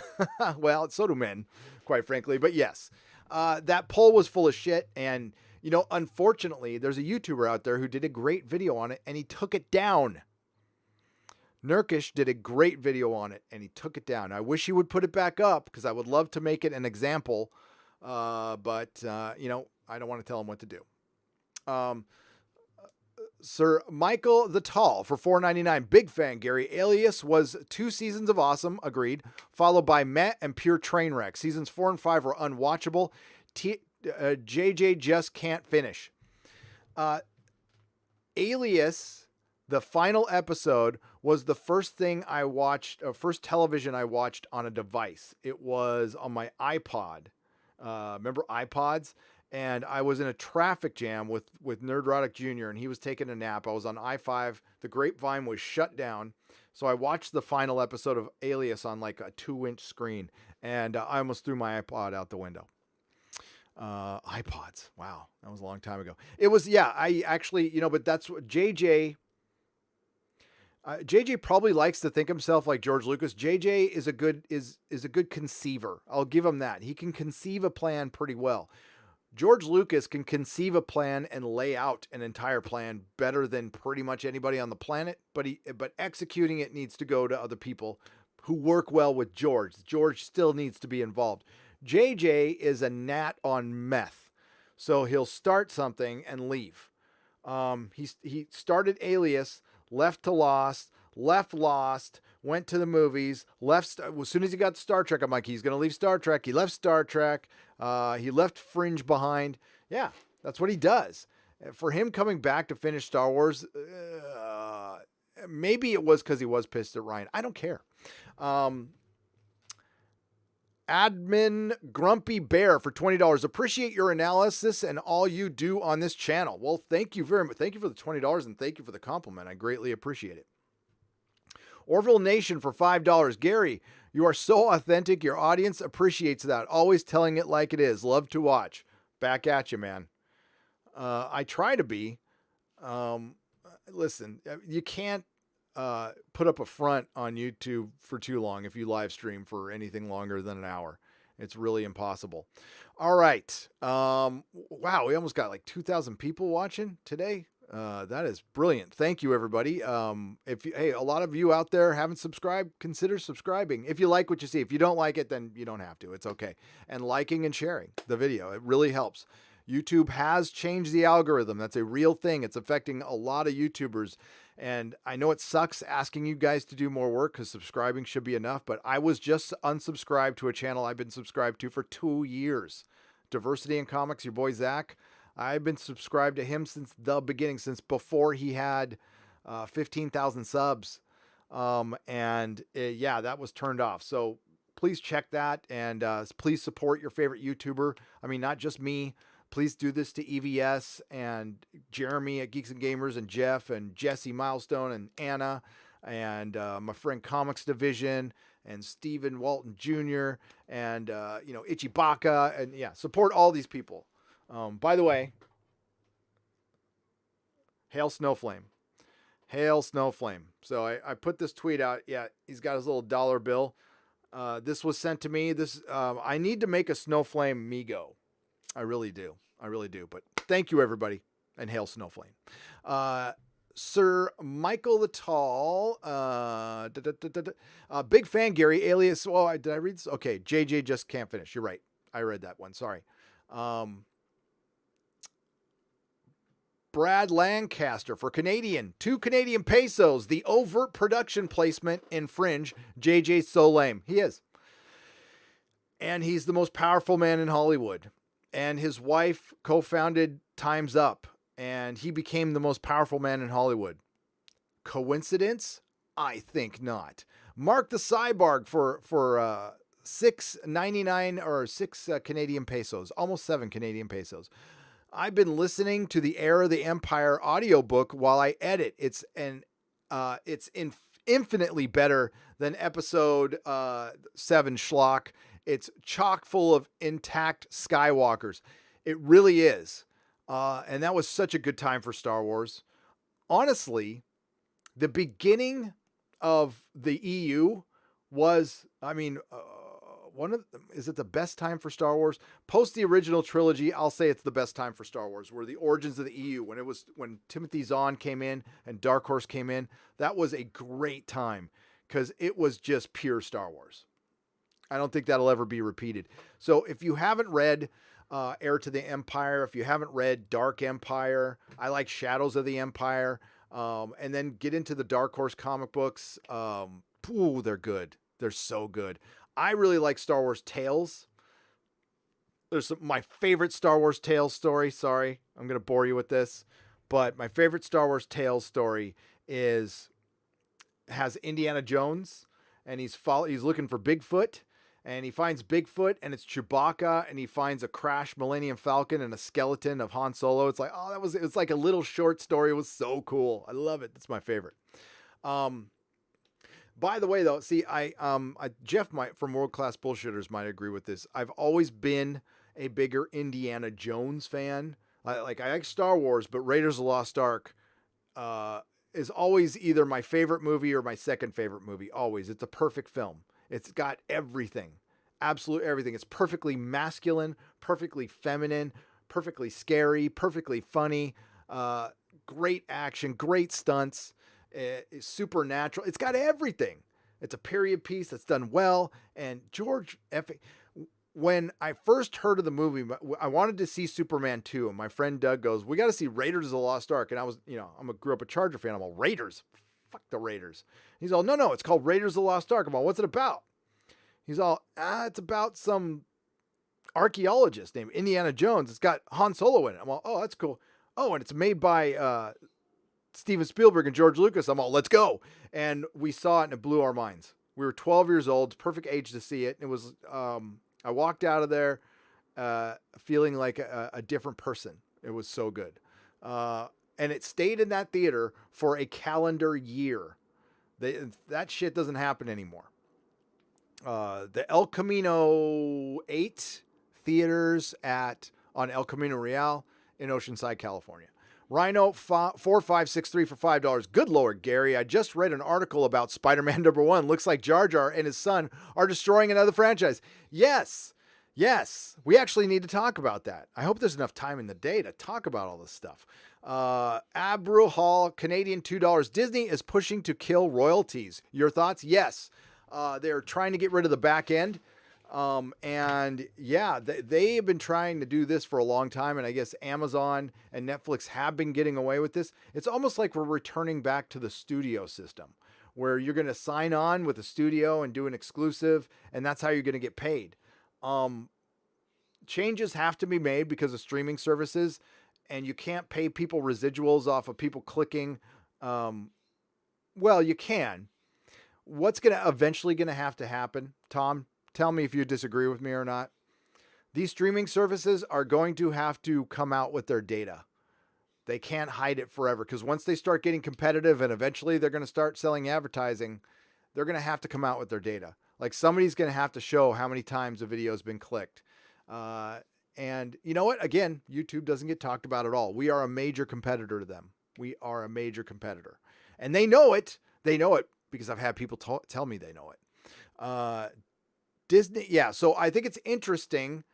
The Screen Actors Guild will never let that happen. As a matter of fact, it's been a long, long time since we've had an actors strike. And I think we could have one over this. I think that would, if they try to push this as is, there will be an actors strike. And there's probably a generation of kids who's never even had an actors strike. I mean, they're like, what actors strike? Who would miss that? Well, nobody, honestly. It'd be great for YouTube. I'll be real with you. It was all a dream. It was all a dream. £5. Thank you. Hey, brother. You have I have a soothing voice. Wait. Enjoy your vids. Thanks. Why, thank you. I enjoy your feedback. Little ASMR. King Arcturus for $5. Stop it, Gary. Luke was stunning and brave as he sucked that Mercamel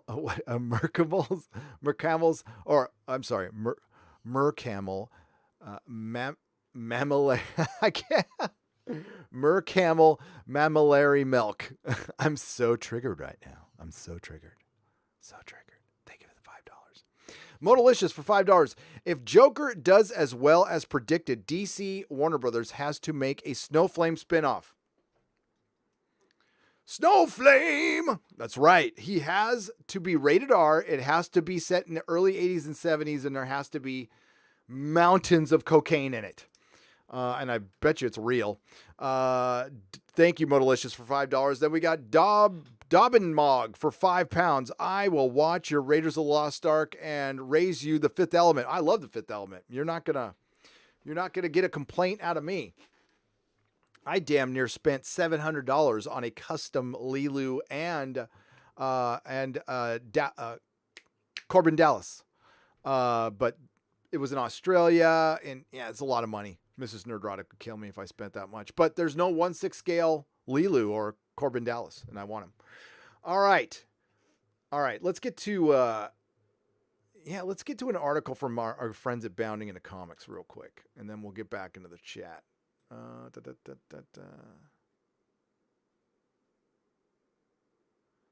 Anonymous massage therapist who accused Kevin Spacey of sexual assault dies in the middle of a lawsuit. Interesting. Oh, Ant-Man 3 is not going to happen. I think I called that. So if Ant-Man 3 is not going to happen, how well do you think Black Widow is going to do? Is that a movie that anybody really wants at this point?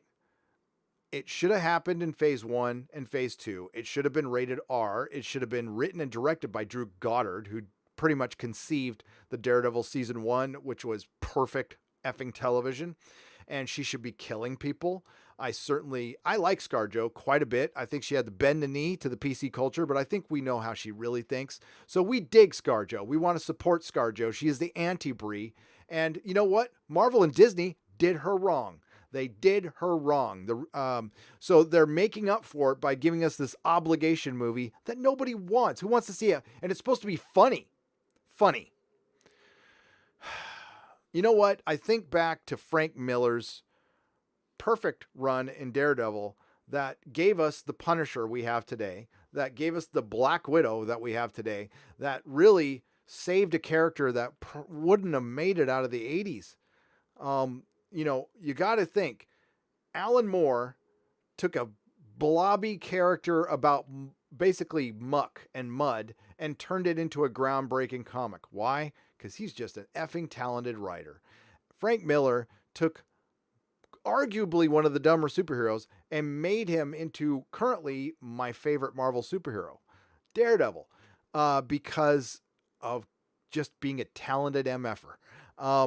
We need that again. It's so watered down right now. We're losing the good talent. And quite frankly, it's because the good talent's too expensive. You know what's really behind diversity and inclusivity? It saves a lot of money.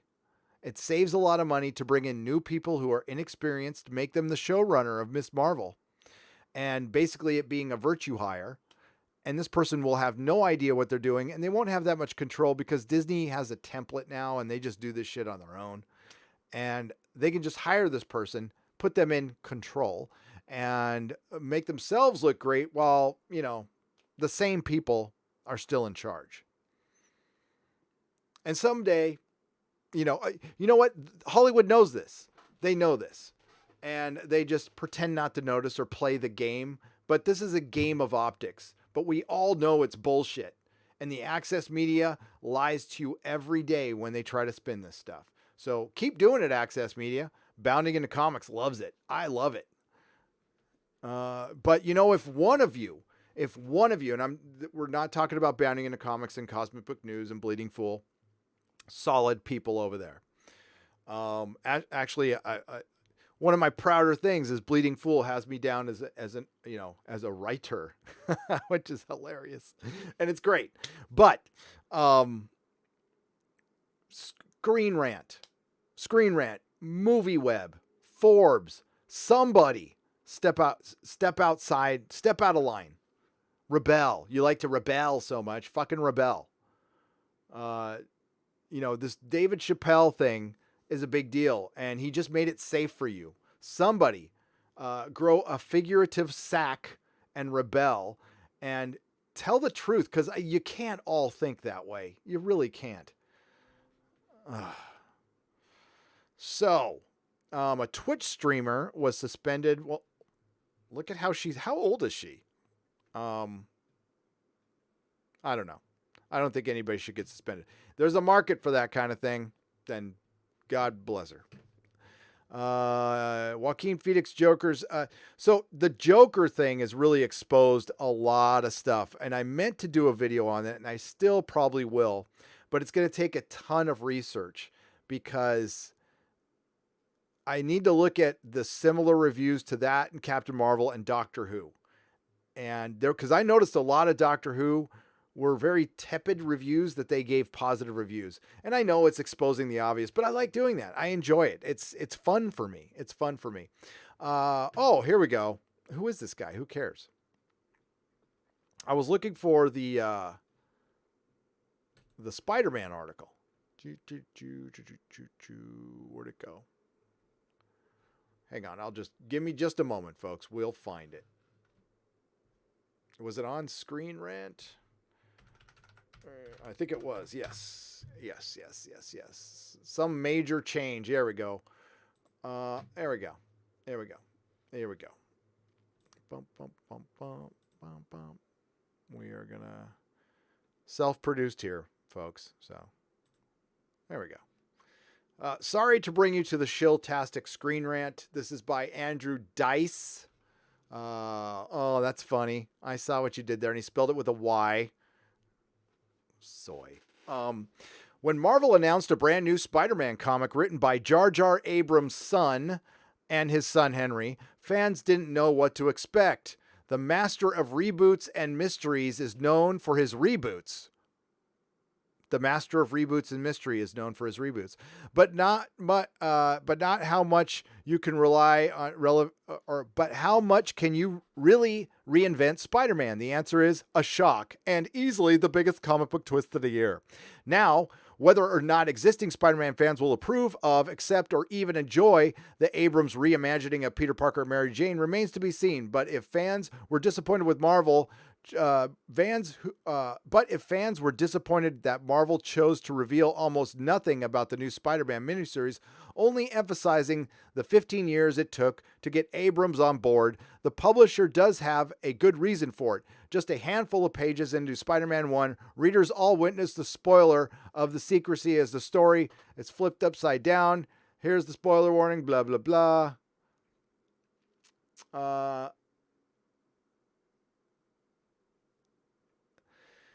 The only real insight in the new Spider-Man story offered Marvel focused is the new villain created is Cadaverous, a hulking, twisted mixture of body horror and cybernetic experimentation. The series artist Sarah Pichelli, co-creator of Ultimate Spider-Man Miles Morales, guaranteed that the book and its villains would be pretty to look at no matter what, but her concept art for Cadaverous made it hard to imagine Peter Parker making a dent. And when Spider-Man 1 opens, its titular hero has taken the worst beating of the two. Like so many other times, Mary Jane rushes to find Peter crushed beneath the pile of rubble, having won a few seconds apiece until Cadaverous tracks him down. And then, okay, well,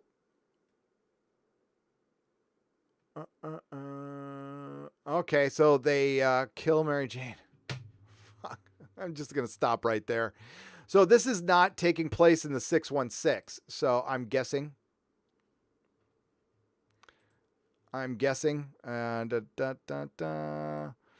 Whoops, my bad. There we go.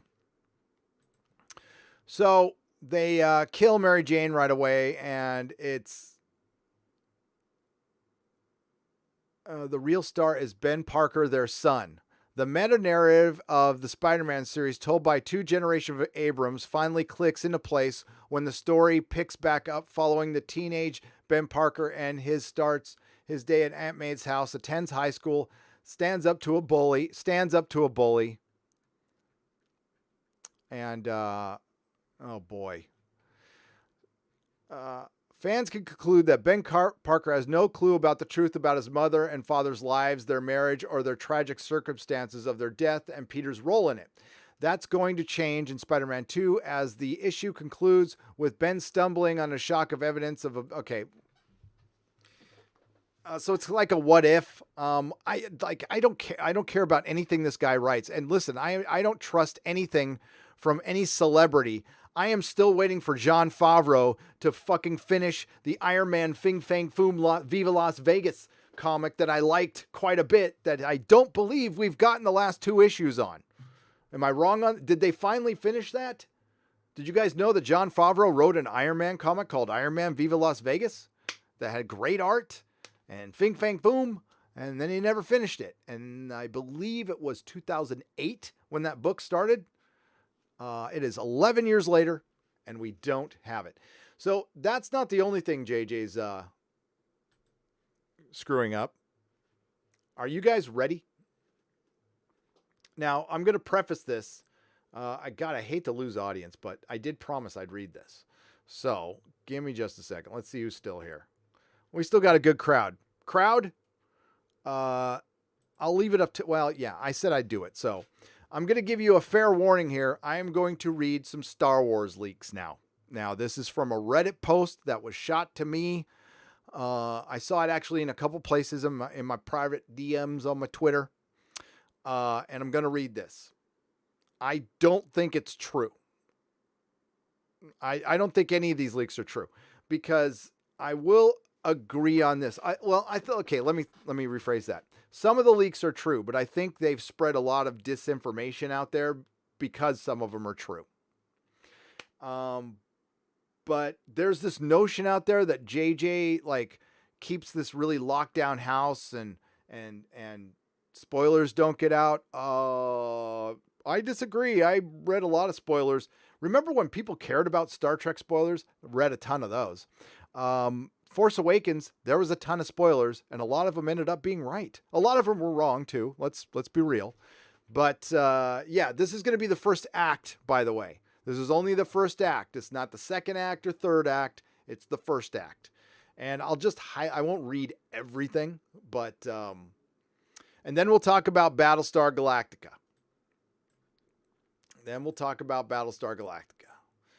All right.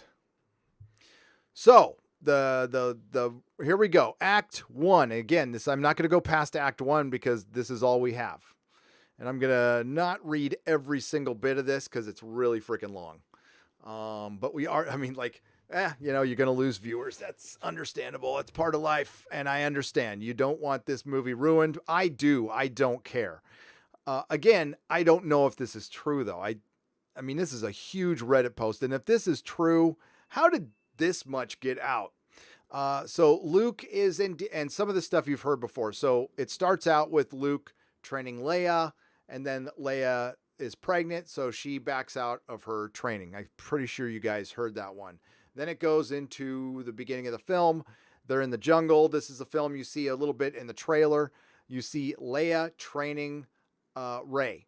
Okay, this one I think is true. I think this is what we see Rey doing in the jungle forest in the D23 first look. It appears that Rey has more physical fortitude than she has mental strength.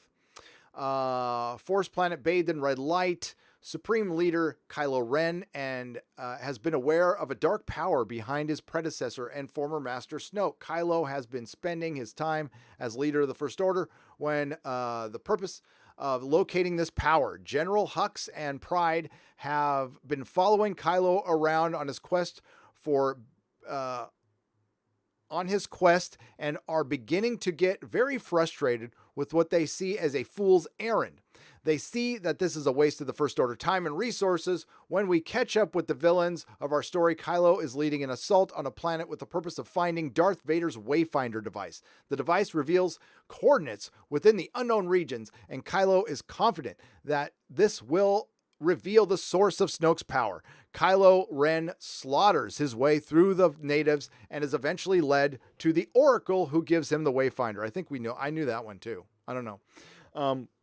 asteroid base. Maybe this is just a summation, but this is this the one where we find out about Finn? We pick up with Finn and Poe on the Millennium Falcon, accompanied by a handful of unfamiliar alien characters traveling to an icy asteroid base to meet with the First Order informant. The informant, an alien, is acting as a middleman or woman between a First Order mole and our heroes. The First Order arrives and begins attacking the base. The assault causes forces for our heroes to make a hasty exit by what has described to me as light springing away. So light springing is basically you're jumping into hyperspace without a destination. You're just leaving. They did that, a couple times in Battlestar Galactica. So they explain light springing. The Falcon makes a handful of these springs to throw the First Order off their trail, but the result is they are forced to deal with the consequences of such a risky maneuver. After surviving the dangers of light springing, our heroes plot a course to the secret resistant jungle base, the unknown region's exogol. After obtaining Vader's device, Kylo travels to a place specified by the Wayfinder. It takes him to an unknown regions, to a planet made of black rock. This is where he experiences, this is where he finds Darth Sidious. Darth Sidious claims he is not a clone. Kylo walks between the cube and the ground, and once he reaches the center, he discovers an elevator leading down below the planet's surface. He follows the lift down and finds an old man near death and lying on a bed and being tended by cloaked aides. My sources, so Palpatine, according to this, Palpatine survived the fall. Palpatine survived the fall. And this is why I wanted to read. If Palpatine survives the fall, and again, I don't know if this is true. I really don't. But if Palpatine survives the fall, you just undid the original trilogy. You assholes. You effing assholes. And if this is behind JJ saying F it, then, I mean, listen, I don't like JJ, but I always thought Alex Kurtzman was worse. JJ is much worse. If he undoes the original trilogy, that will be the most unforgivable act in genre film history, in sci-fi history. That would be like Sauron living afterwards. You know, like Frodo went through all that, and then Sauron just got a scratch. He reforms himself 5 years later, to only be defeated by a much superior female hobbit. That is what you're doing here. Vader's sacrifice, Luke's sacrifice. I can't believe Disney's signing off on doing this. And you're going to have shills coming out of this going, oh, it was great. I thought it was a really good idea. You know, like, listen, people can lose their credibility on their own, and I'm not going to tell somebody what to do. And if it's genuinely a good movie, I would tell you that. I would be honest with you. If I walk out of it entertaining going, God damn, freaking JJ did it. Whoa. But narratively speaking, just on a objective level, the Palpatine surviving it all is cheap. It's cheap gimmick that Star Wars fans deserve better than this. You know what? Delay the damn movie for a year. Come up with a better story. If this is all you could come up with, and you know what? You want to blame Rianne. You know what, JJ? Blame yourself. Blame yourself, dude. You started this mess. You too, Kathleen Kennedy. And if you screw this up, well, you know, that's your legacy. That's what I said about Dan and Dave at the end of Game of Thrones. You don't get to choose your legacy. You know, listen, you get your way a lot in Hollywood. Once you reach a certain amount of success, you get your ass permanently kissed till the end of time. But the fans decide what your legacy is, brother. Like it or not, we decide.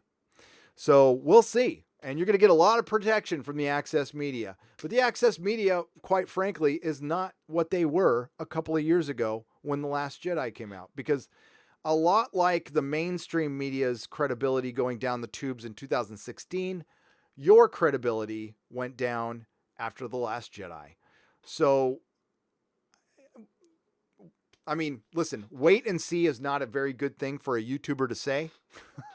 But I'm pretty convinced that if this is true,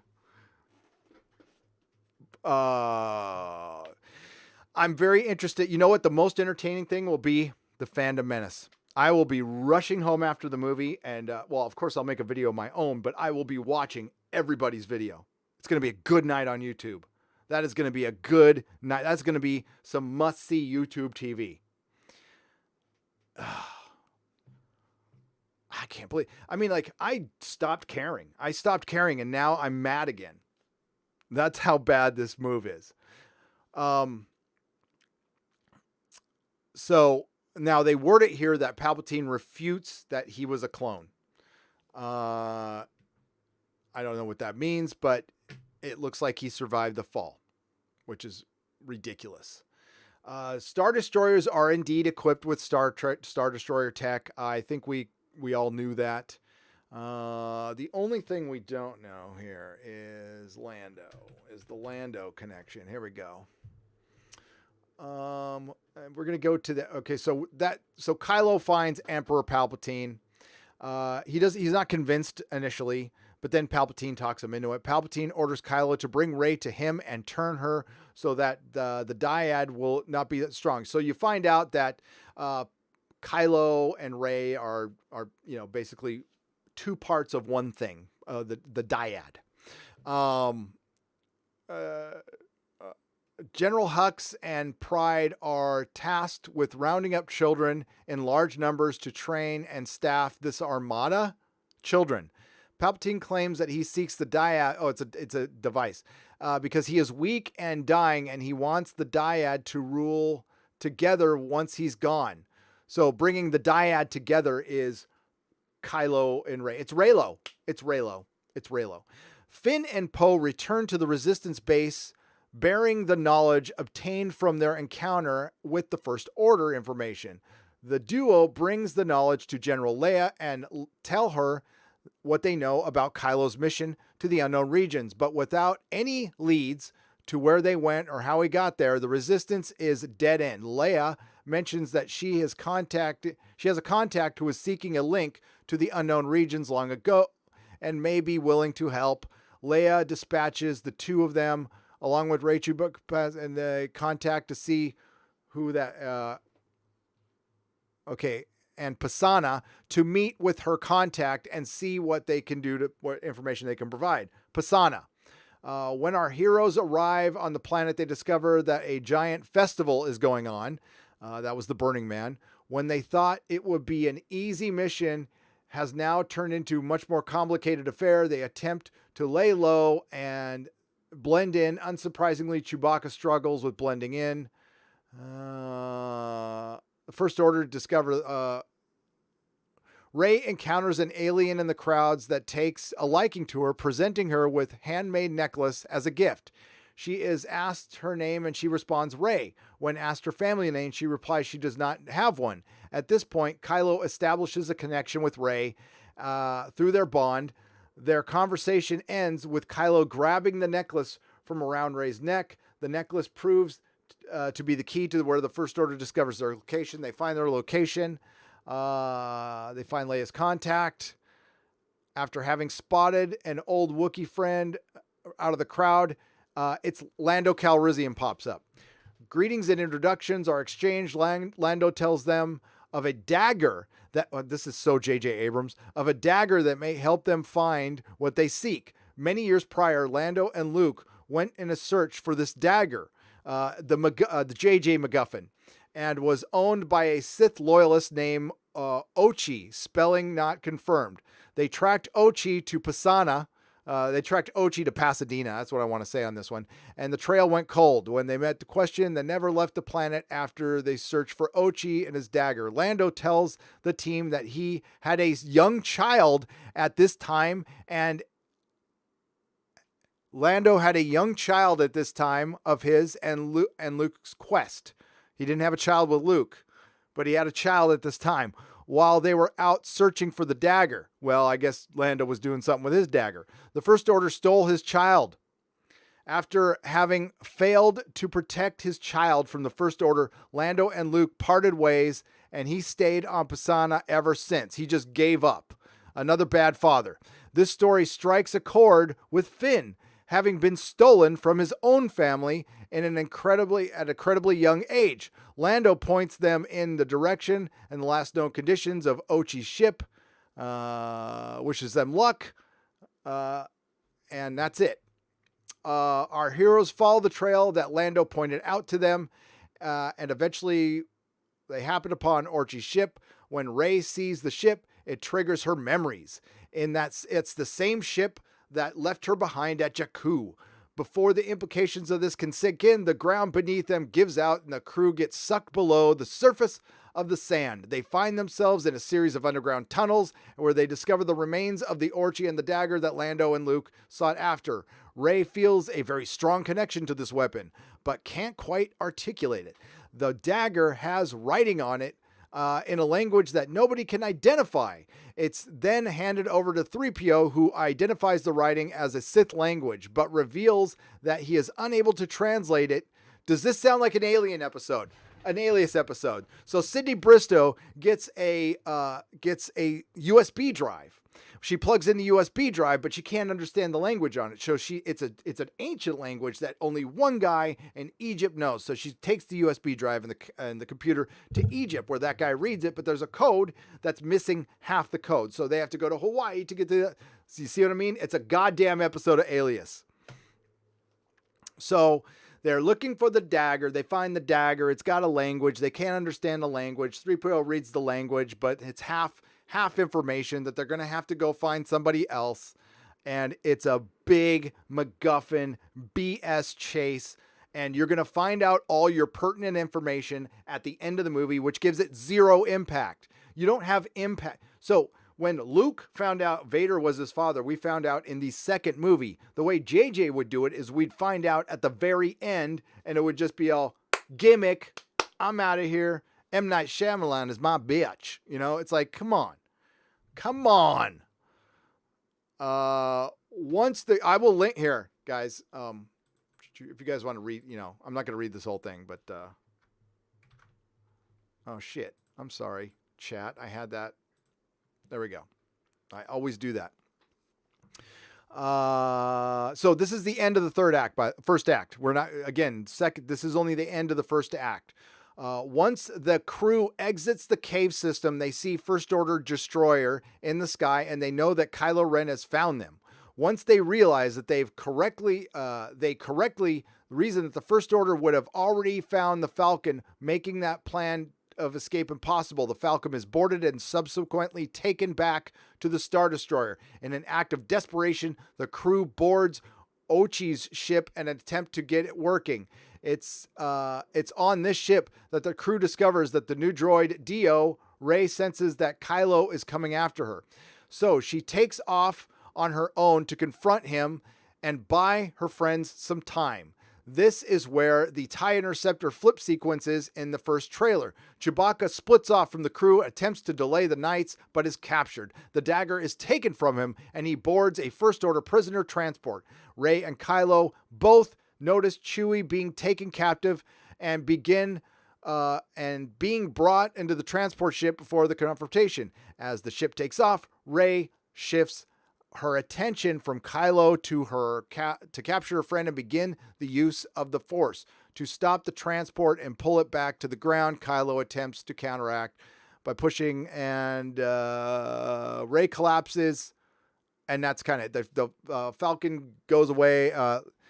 There's no Lando, so Lando's in it very, very, very small time. So that's it. So they insinuate, I don't think they're going to actually do it, but they insinuate that Finn might be Lando's kid, or it's something like that. It would be more JJ to, be more like it than him actually his kid. They're going to run after a MacGuffin. I could see this happening. I could see this. But again, this could be all bullshit.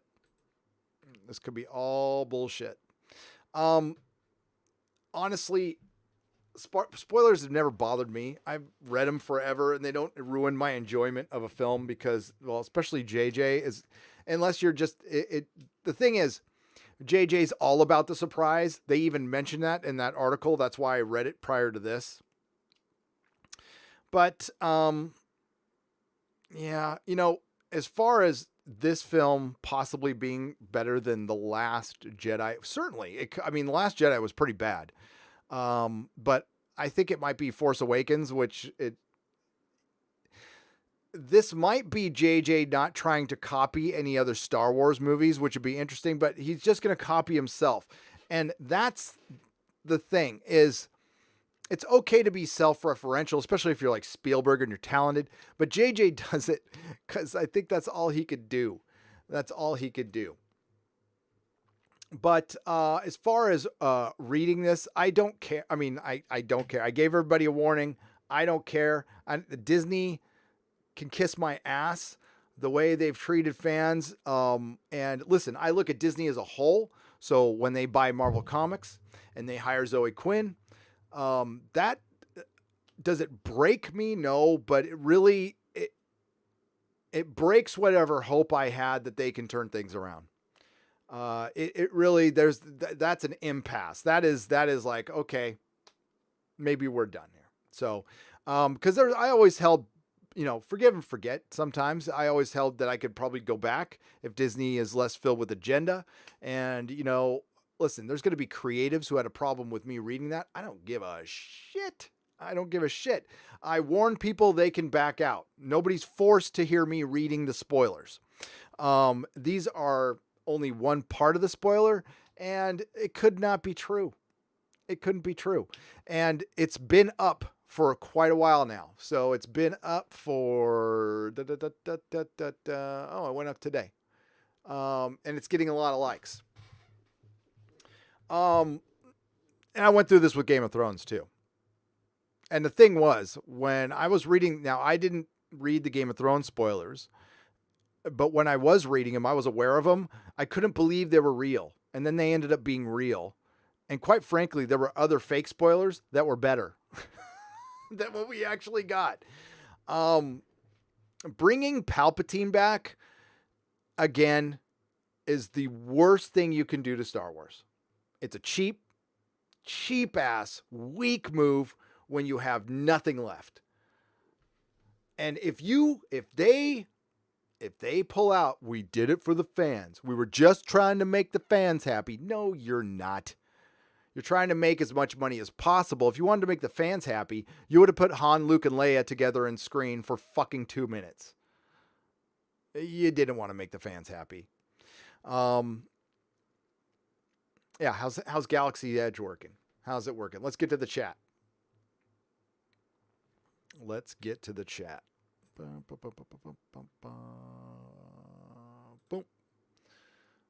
Where'd it go now? There we go. All right. Thanks for hanging in there, everybody. I appreciate it. Yeah, the only other it's going to seem like an action-packed movie because that's the trick of Alias. I'm sure there's a lot of people in the chat who watched Alias. And the thing is, after you watched Alias for about a season and a half, because the first season is amazing.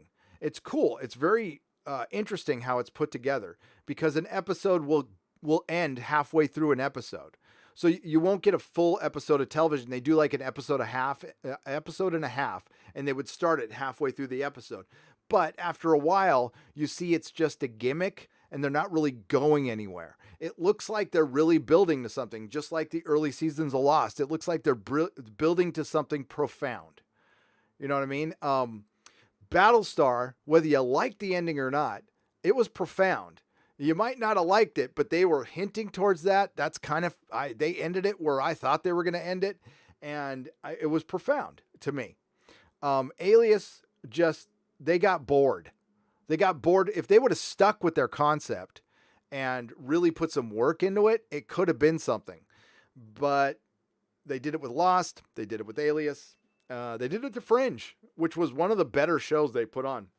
And we're seeing that here. So you're going to see a lot of action, a lot of moving, and we're going to pick up a MacGuffin, and we got to figure out what this says. And there's going to be a lot of chasing, and they're going to they're going to answer all your questions very quick. So yeah, do not get hung up on theories on this one, because they will be answered about as quickly as Rian Johnson answered them. That's how he's done it in the past. I'm just going off of what JJ's done in the past. So, yep.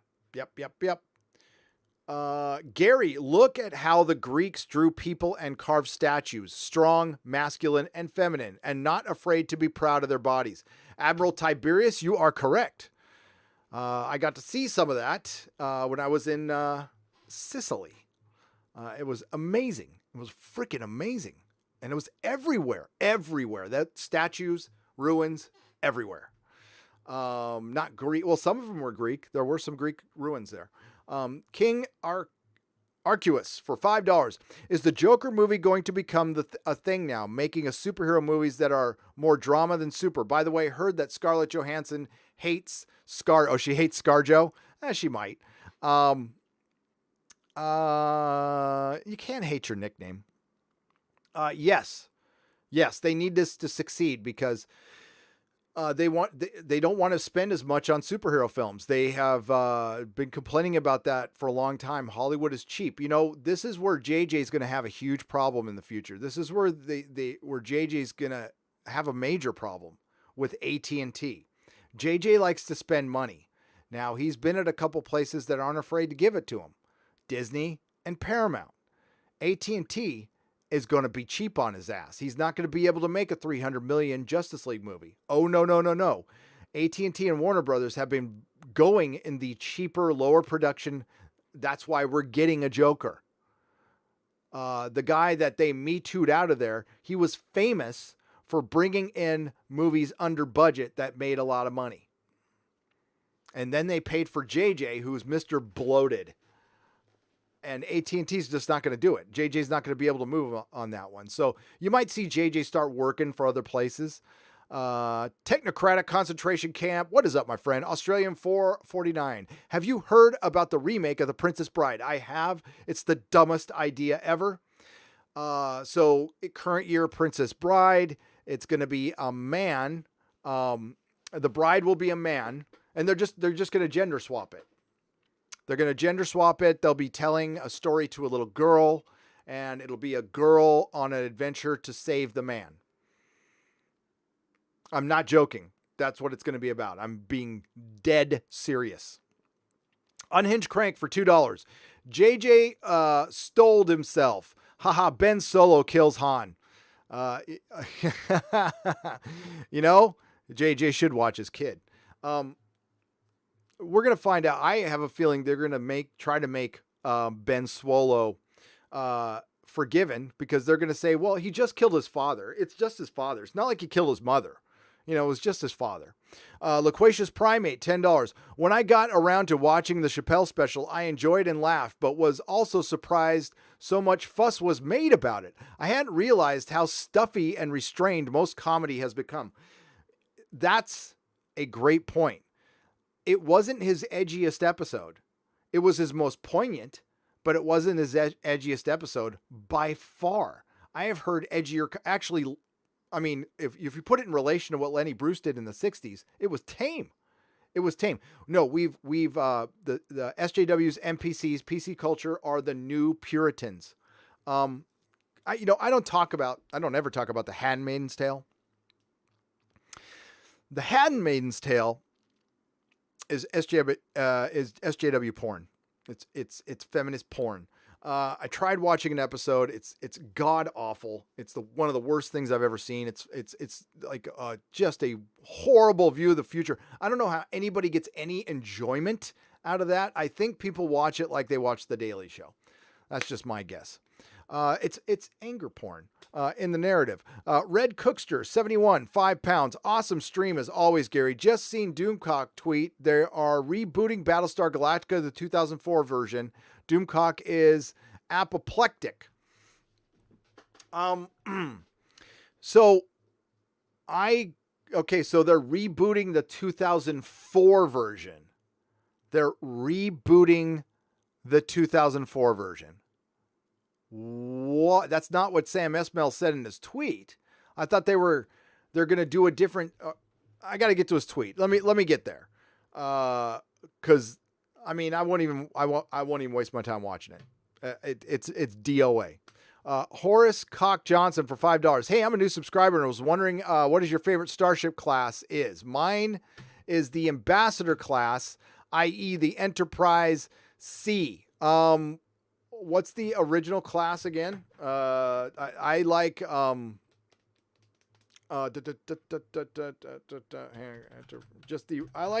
forgot what class it was. Enterprise. Hang on. I got to check two things at once here.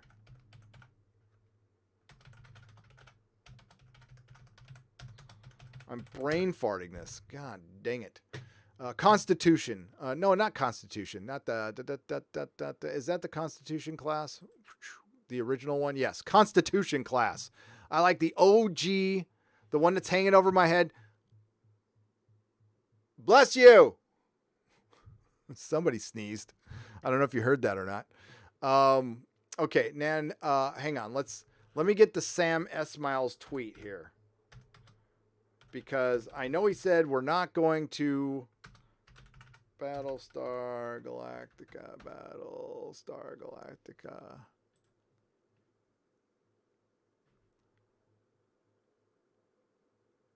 Okay, so it's not a remake.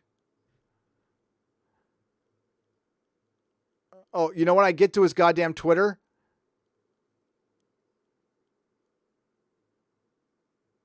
And he's bitching about Trump. Fucking A. Dude. You know what? You know what turned me off on Sam Esmail? I was covering Mr. Robot, and it did really well on our channel at the time. It was very small, and I was getting thousands of views. A lot of people watching live. I will cover the final season. I went to the after show that was on USA, expecting him to talk about his TV show. They spent half the time talking about effing Trump. And I'm like, dude. So no, I don't want this guy touching fucking Battlestar Galactica because he's just going to make it a big Orange Man allegory now. I think he's incredibly talented. I love Mr. Robot. Mr. Robot season 1 is brilliant. Season 2 kind of sucks. Season 3 was much better. It was like return to form. But he started getting a little political, I think, and I didn't like what was it, Homeland or whatever on Amazon. I thought it was boring as shit, and it was filled with I mean, it was just boring. BSG fans, here I'm going to share this. But no, I don't want this guy fucking touching it right now. Right now, that's my view on it.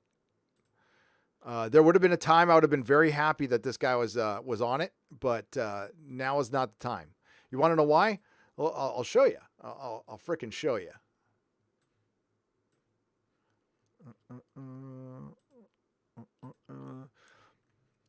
In a second. Okay. BSG fans, this will not be a remake of the amazing series by Ronald D. Moore launched because why mess with perfection? Instead, we'll explore. Okay. I need you to explain what the fuck this means, because I honestly don't know. Instead, we'll explore a new story within the mythology while staying true to the spirit of Battlestar. So say we all. Okay. A new story within the mythology of the 70s series, of the 2004 series, or something new. I think if you want to make a successful Battlestar Galactica Peacock network, you try to make it more like the 70s series. You don't get anywhere near the grounded Ronald Moore series. You put aliens in it. You know what? Guardians of the Galaxy. I want you to channel Guardians of the Galaxy. Guardians of the Galaxy is the most Star Wars, best sci-fi thing I've seen in years. Make it like that. Bring in aliens. And try to redo what Glenn L. Larson did in the 70s. That was brilliant. The ships were awesome. It was more fun. Make it more fun. Ronald D. Moore's series was perfect. I loved it, but it wasn't like fun. I want them to make it fun, and you can. And I don't know what this fucking means. Instead, we'll explore a new story within the mythology while staying true to the spirit of Battlestar. So we're gonna fucking reboot it and do my own fucking thing. So I'm guessing we're gonna have 3 female leads. Adama's gonna be female, and all the white males will be bad. Yeah, fucking kiss my ass. I don't want any part of it. Quite frankly, that's how I feel, and it's not really based on that tweet. That tweet didn't bother me as much as just seeing this, the first thing on his fucking feed. Please try to remember that Trump doesn't represent liberal or conservative values. Please try to remember that neither does fucking Hollywood. Shut up and make movies, for fuck's sake. Yeah, so somebody who's been, I love what people think that I actually care about somebody who writes pretend for a living, thinks about policy. Yeah, no.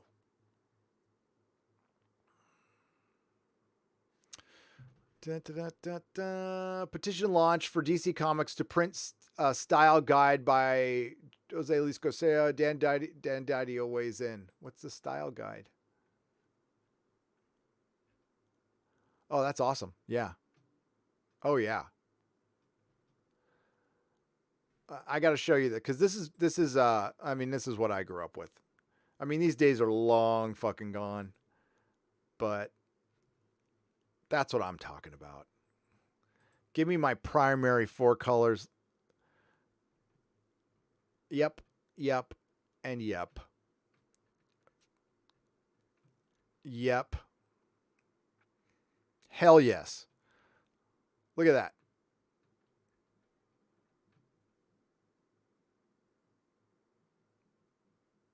I love the style guide is great. That's great. Some of my favorite things from Marvel are the official handbook of the Marvel Universe and the turnarounds. I have the binders that those came in. So great. So sorry, I get sidetracked. Battlestar Galactica. I am now 100% against the reboot, and it falls under my no more reboots policy. Now, if Sam Esmail for some reason is not going to be himself and make it like a fun series that is opposite from what Moore did, try to again be more like the original because you're rebooting. But my guess is it's going to be a Sam Esmail project that has Battlestar Galactica on it, and it'll say nothing about it. And remember how pissed off the Battlestar fans were prior to Ronald Moore's series? They're gonna but we found out we shouldn't have been pissed because they gave us a good series. Well, I hope you can draw back on that anger and pull it out of the closet and dust it off because it might be applicable to what Sam Esmail is going to do. And again, I wasn't impressed with his Homeland series. It's going to be a lot of really quiet, boring, stylistic looking rooms, is my guess. Okay, we need to talk about Doctor Who. But let me get to a couple super chats first. Because this is interesting. Some big news hit if you're a Doctor Who fan. But let me get to the super chats first.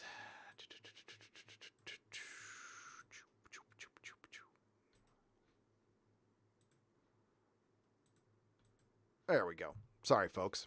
Excuse me.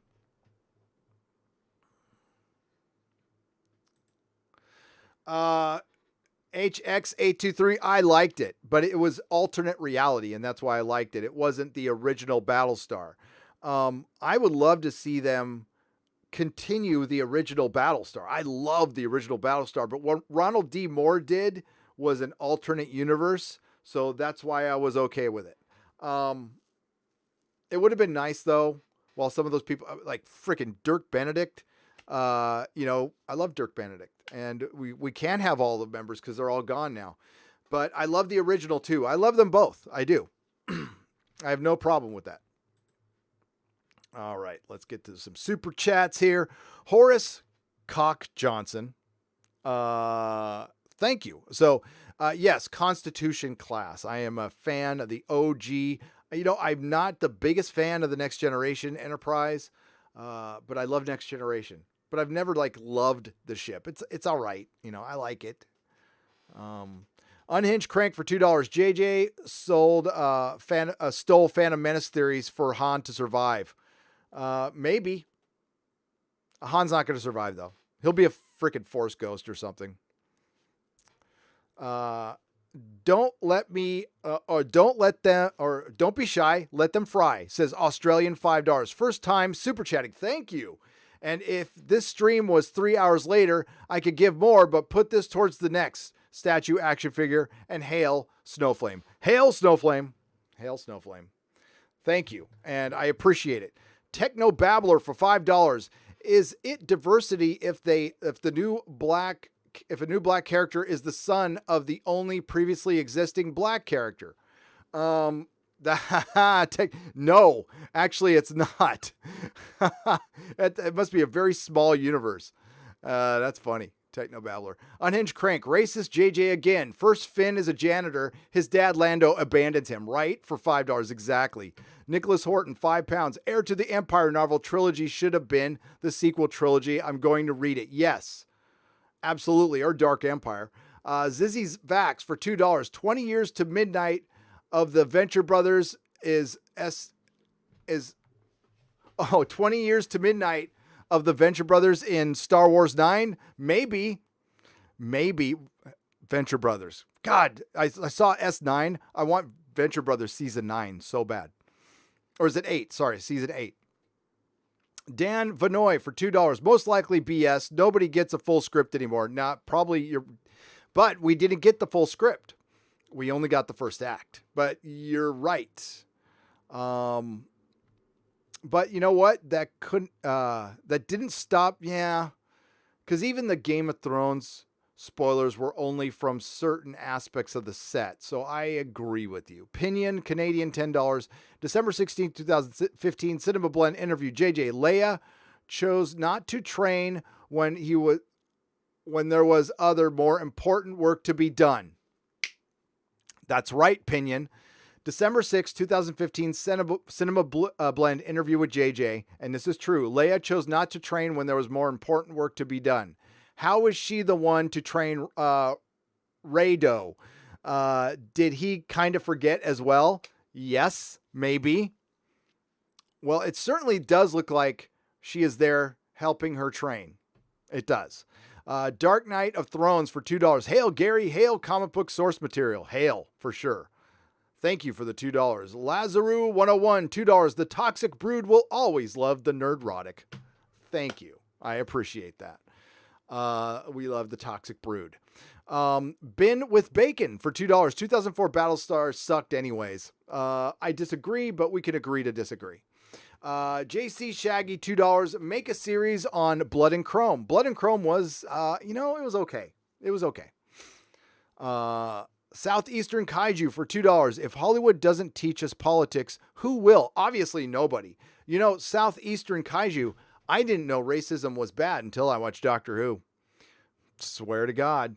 It was the lessons learned through the space racist, the rando space racist who was racist because. But, he was willing to give up his booty for a vortex manipulator. Okay. All right, here we go. We're going to get to Doctor Who. Let me share this here.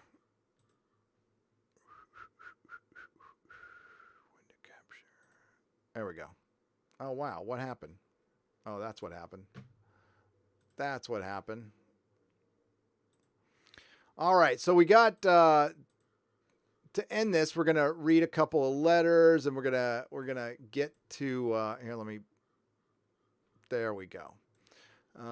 We all know the Radio Times is the PR firm of Doctor Who, but Christopher Eccleston turned down Doctor Who's 50th anniversary because he didn't do it justice to the Ninth Doctor. Doctor Who Anniversary Special Day of the Doctor was a hit when it aired in 2013, when it featured a full-length special uniting multiple generations of Doctors, primarily Tennant and Matt Smith and John Hurt's incarnations as they teamed up to save the world. Once, though, the episode could have been very different because, as most Who fans know, the showrunner Stephen Moffat originally wrote Hurt's character for X-series star Christopher Eccleston, who had played the Ninth Doctor in the revived 2005 series before departing in the final episode. Obviously, Eccleston declined the part, and now the actor has revealed his reasoning as for doing so, which wasn't necessarily due to any of the antipathy for Doctor Who itself, as many have assumed. When the Day of the Doctor came along, I did speak to them. I didn't feel what they were asking me to do did justice to the Ninth Doctor, so I said no. I totally disagree.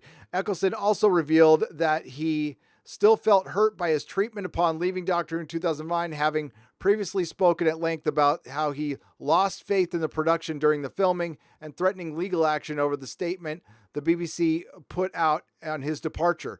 They approached me about doing the Day of the Doctor. I like Stephen Moffat a lot. I considered it, but it had an enormous emotional impact on me, what happened with Doctor Who, and the series was going out. As the series was being celebrated, I was being vilified in the press in the UK because of the statement that the BBC issued, and it caused quite a depression for me a year later. While everybody was going, Doctor Who's great, and he's gone, because the BBC kind of smeared me and told some lies about me. Well, here's the deal. And this was written a couple days ago. He talks about why he actually left. And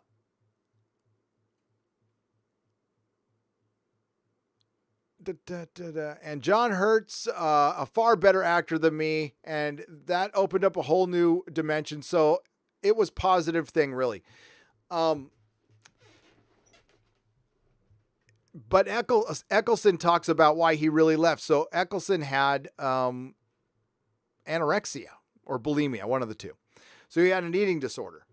And in his biography, see, Eccleston has always hinted, he first said that he had major problems with the BBC, and he probably was, but he had an eating disorder. So while he was doing the show, and he had to bail. And that was what was really behind it. Everybody always thought something was up. So at first I just thought he was kind of a method actor. Method actors are kind of crazy. So and he still might be that, but I still think his performance as the Doctor was the single best performance. And you find out what the pain was, why he played such a great tortured Doctor, because he was actually going through that. He was going through his eating disorder. He didn't feel like he could talk about it, because he's a man. And, I guess he sought help for it, and he's on antidepressants, but it really wasn't the BBC. He was going through a lot of personal issues, and he had to bail out. But we did get a good performance, but we finally got the truth. And it's too bad he didn't join the 50th anniversary, because as much as I love John Hurt and the War Doctor, and we got some cool Big Finish adventures, I would have much rather seen the Ninth Doctor. I hope we get the Ninth Doctor back someday once we're past all this Jodie crap, if the franchise survives. We do have some other news that, hang on, I got to find this tweet by our buddy Joe. There he is. Here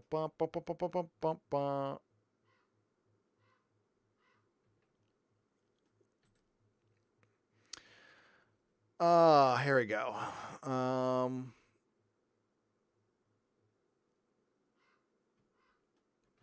This looks like an opinion piece. Oh, I'm going to have to do a video on this. I can't. Doctor, here, I'll show you guys. Give you a little preview. Sometimes just shit. Joe is awesome. Joe is given, there's a lot of articles I wouldn't have found because of Joe. So, he always changes his damn Joe. Stop changing your handle, man. I liked Just Plain Joe. There you go. It's Joe Donovan. I liked It's Just Plain Joe, though. I thought that was good. It's hard to follow. Sometimes when, I get messages like, you didn't answer me. It's like, dude, I didn't know it was you. You changed your handle like 17 times since the last time we talked. if you're out there trying to brand yourself, a little YouTube unsolicited advice, if you're trying to brand yourself, start a channel, don't change your name. I mean, like, find something, stick with it, make that your brand, and just repetitive. Continue putting out content. Find yourself like a brand, like, you know, the glasses or something you can, you know, like that's simple that people can see from a distance, and just repetitive. It works. Doctor Who, here's why the series needed the 13th Doctor, Jodie Whittaker. Jodie Whittaker's casting as the 13th Doctor caused a variety of reactions within the fan base. While many Whovians were excited for the change, no, many people on Twitter who liked male tears but don't actually watch the show were excited for the exchange. Some felt it was too much. However, supporters argue that the show needed a change like this one. No, not really. I disagree. Of course, every fan is entitled to their opinion, damn fucking straight, and reaction to the casting. Not every Doctor is going to be for everyone, and that's okay. The good thing about Doctor Who is that it changes every so often, so it already sounds apologetic. So if the 13th Doctor isn't your taste, wait a while, and perhaps the next Doctor will appeal to you. Well, I'll give you a preview because I'm going to make this a video. That's all well and good if you come out with a series every year, but you don't come out with a series every year. You come out with one every other year. So I'm going to have to wait 5 years. No, BBC, fuck you. I would rather not give you anything else. I will buy all of the stuff secondhand. I own pretty much every episode on DVD, so I don't need to pay for the BritBox anymore. I don't need to give you any money anymore because you filled my favorite show full of agenda. You divided the fan base, and I feel the exact same way about you as I feel about Disney. You did something that had not been done to fandom for decades. Fandom has always squabbled. We've never agreed. We're fandom, but everybody was always welcome. You are the assholes who came in and said, you know what? This group of people's no longer welcome. Fandom has always been the most welcoming place to gay, straight, transgender, black, white, purple, green. We don't care. We've never cared. If you're a Star Trek fan and you're a Doctor Who fan, you don't care about those things. There's no such thing as an alt-right Doctor Who fan or an alt-right Star Wars fan or an alt-right Star Trek fan. So you can take that logic and shove it firmly up your ass. There is only you who have excluded people for who they voted for. That's it. This is all over who they voted for, or even worse, I didn't vote for anybody. I voted for Howard the fucking Duck, and I don't care who you voted for, but now we're targets too. So again, kiss my ass, and I'm not going to wait 5 years. I'm done.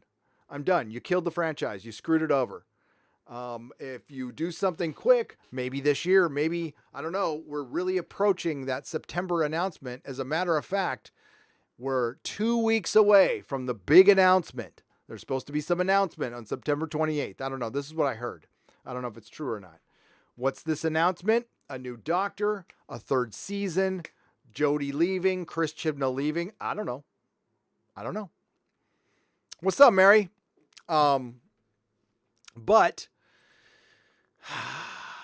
I'm going to do it. You can see I get a little worked up about that. A little worked up. It's sad to hear about Eccleston, though. It was. But the truth usually does come out.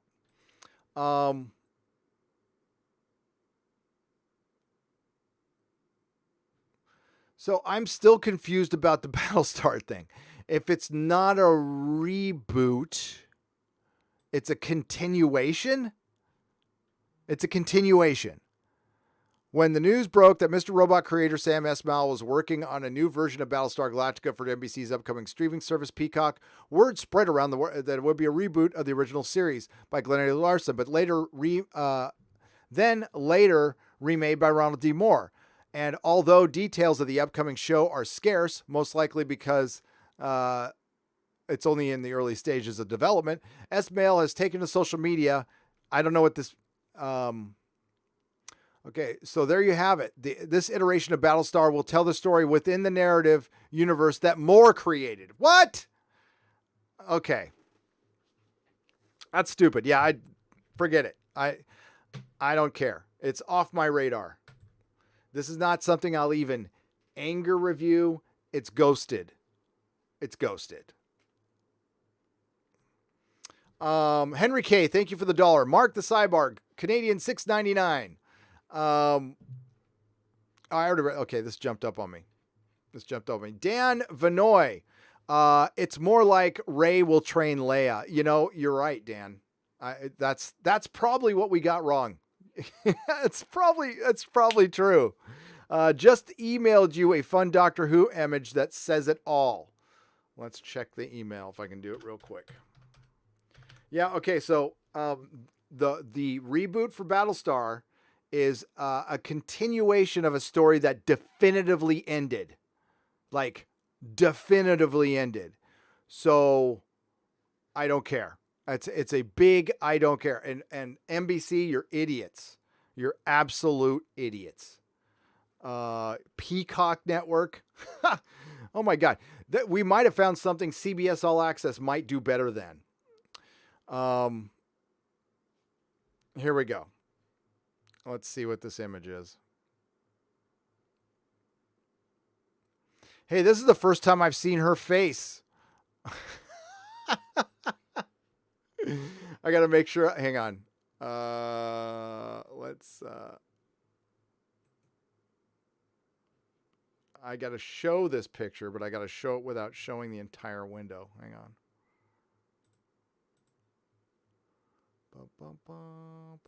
Give me a sec.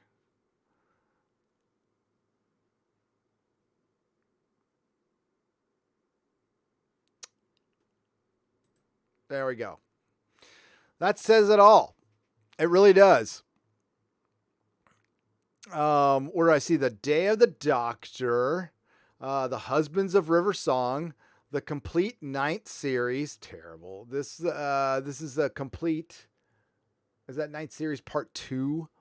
The complete 6th series, which I like. Series 7. I like the first part of it. Season 1 is genius. Twice Upon a Time sucks balls. It's terrible. Let's see. That's it. Is that right? Okay. Hey, that's the first time I've seen Jodie on the banner. Is this at like a Barnes and Noble? Usually they have Peter Capaldi. That's funny. That is funny. It does say it all. So says it all. So says it all.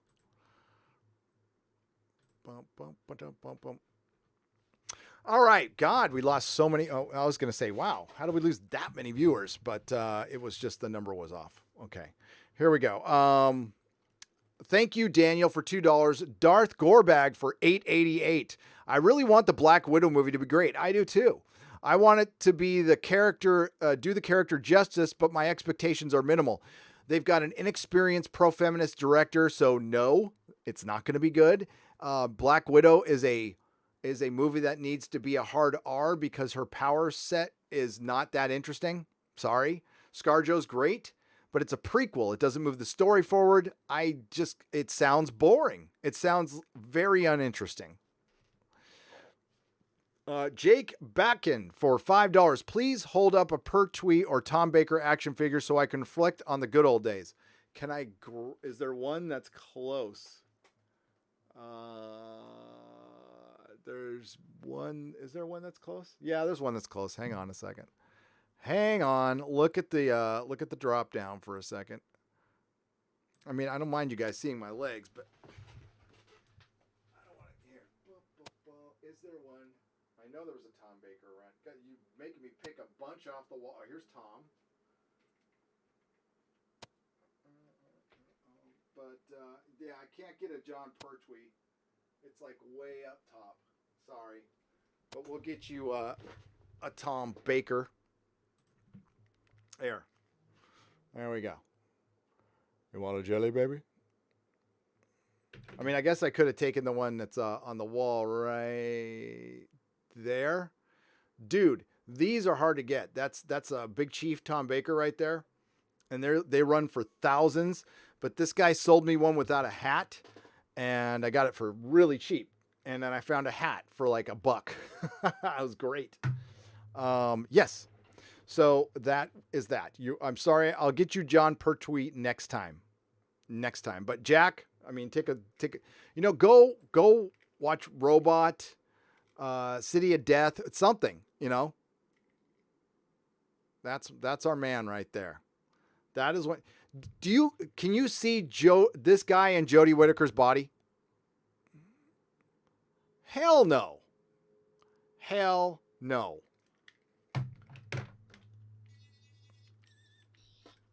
I have Doctor Who shit everywhere. I really do. And they lost me as a fan. If Hollywood doesn't teach, I've already read that one. So there we go. So we're caught up. And we're dipping viewers. So I think it's time to go. I'm going to go. Thank you. We had over 1,600 people the whole time. We were up to 2,000. That is brilliant for this show. Thank you all for tuning in. I greatly appreciate it. If you have not subscribed, please consider subscribing. I know a lot of you out there have not subscribed. If you like what I do, I don't bite. So when October rolls around, after New York Comic Con, I will have the live streams will be back to a regular time, 10:30 in the morning. We're going to have Monday. It's going to be Monday, Tuesday, Wednesday for those. So the Nerdrotic Nooner come October will be the first 3 days of the week. And then, of course, I do the Exozone on Thursdays. And then we have Friday Night Tight. So I will be live streaming 5 days a week. But the Nerdrotic Nooner is going to be a Monday, Tuesday, Wednesday thing from now on. From October, after I get back from New York Comic Con. It's going to be kind of intermittent. So look at nerdrotic.com for my live stream schedule. The next live stream will be tomorrow evening. The Exozone is being pushed to the evening because I have to do some stuff during the day. So pay attention to Twitter. It's going to be a huge Exozone because the Navy did come out and admit UFOs were real. I think that's kind of a big deal. There's a technicality in there, but they admitted it. Plus, there's other news that we're going to get into that's pretty big. Cool. If you're into the UFO stuff, if you're not, then it's cool. I understand. And who knows, I could go live at any time, any place. I will be working on a video right after this, and there will be many more videos this week. Thank you, everybody. We got past 125,000 subs. Actually, we're past 126,000 right now. So thank you very much. I greatly appreciate it. Oh shoot. Well, I'll do it next time. Look for the Fandom Menace book by Stephen Walton Jr. on Indiegogo. Also, look for Disney Star Wars is Dumb by Ichibaka on Indiegogo. Those are two projects we're supporting. Modalicious for $2. Sent you an email. What are the limiting why are they limiting revenue? Revenue about what? I'll have to look at the email, Modalicious, because I'm wrapping up the show. But I'll respond to that if it's about Doctor Who. I'm doing a Doctor Who video. That's next. HFG for $1.99. You've been updating and entertaining me all evening. Thanks, Gary. You're welcome, HFG. I'm glad I could help. There's actually more we could have talked about. There's so much more. I could have gone on for hours, but I can't. I'll save some for Friday night. We've got Friday Night Tights. We're going to have a big show. We'll get some people back. We'll have some fun. So do we make it to 1,000 likes? That's awesome. That's brilliant. All right, everybody, you have a good night. Be good to each other. And remember, not all who wander are lost.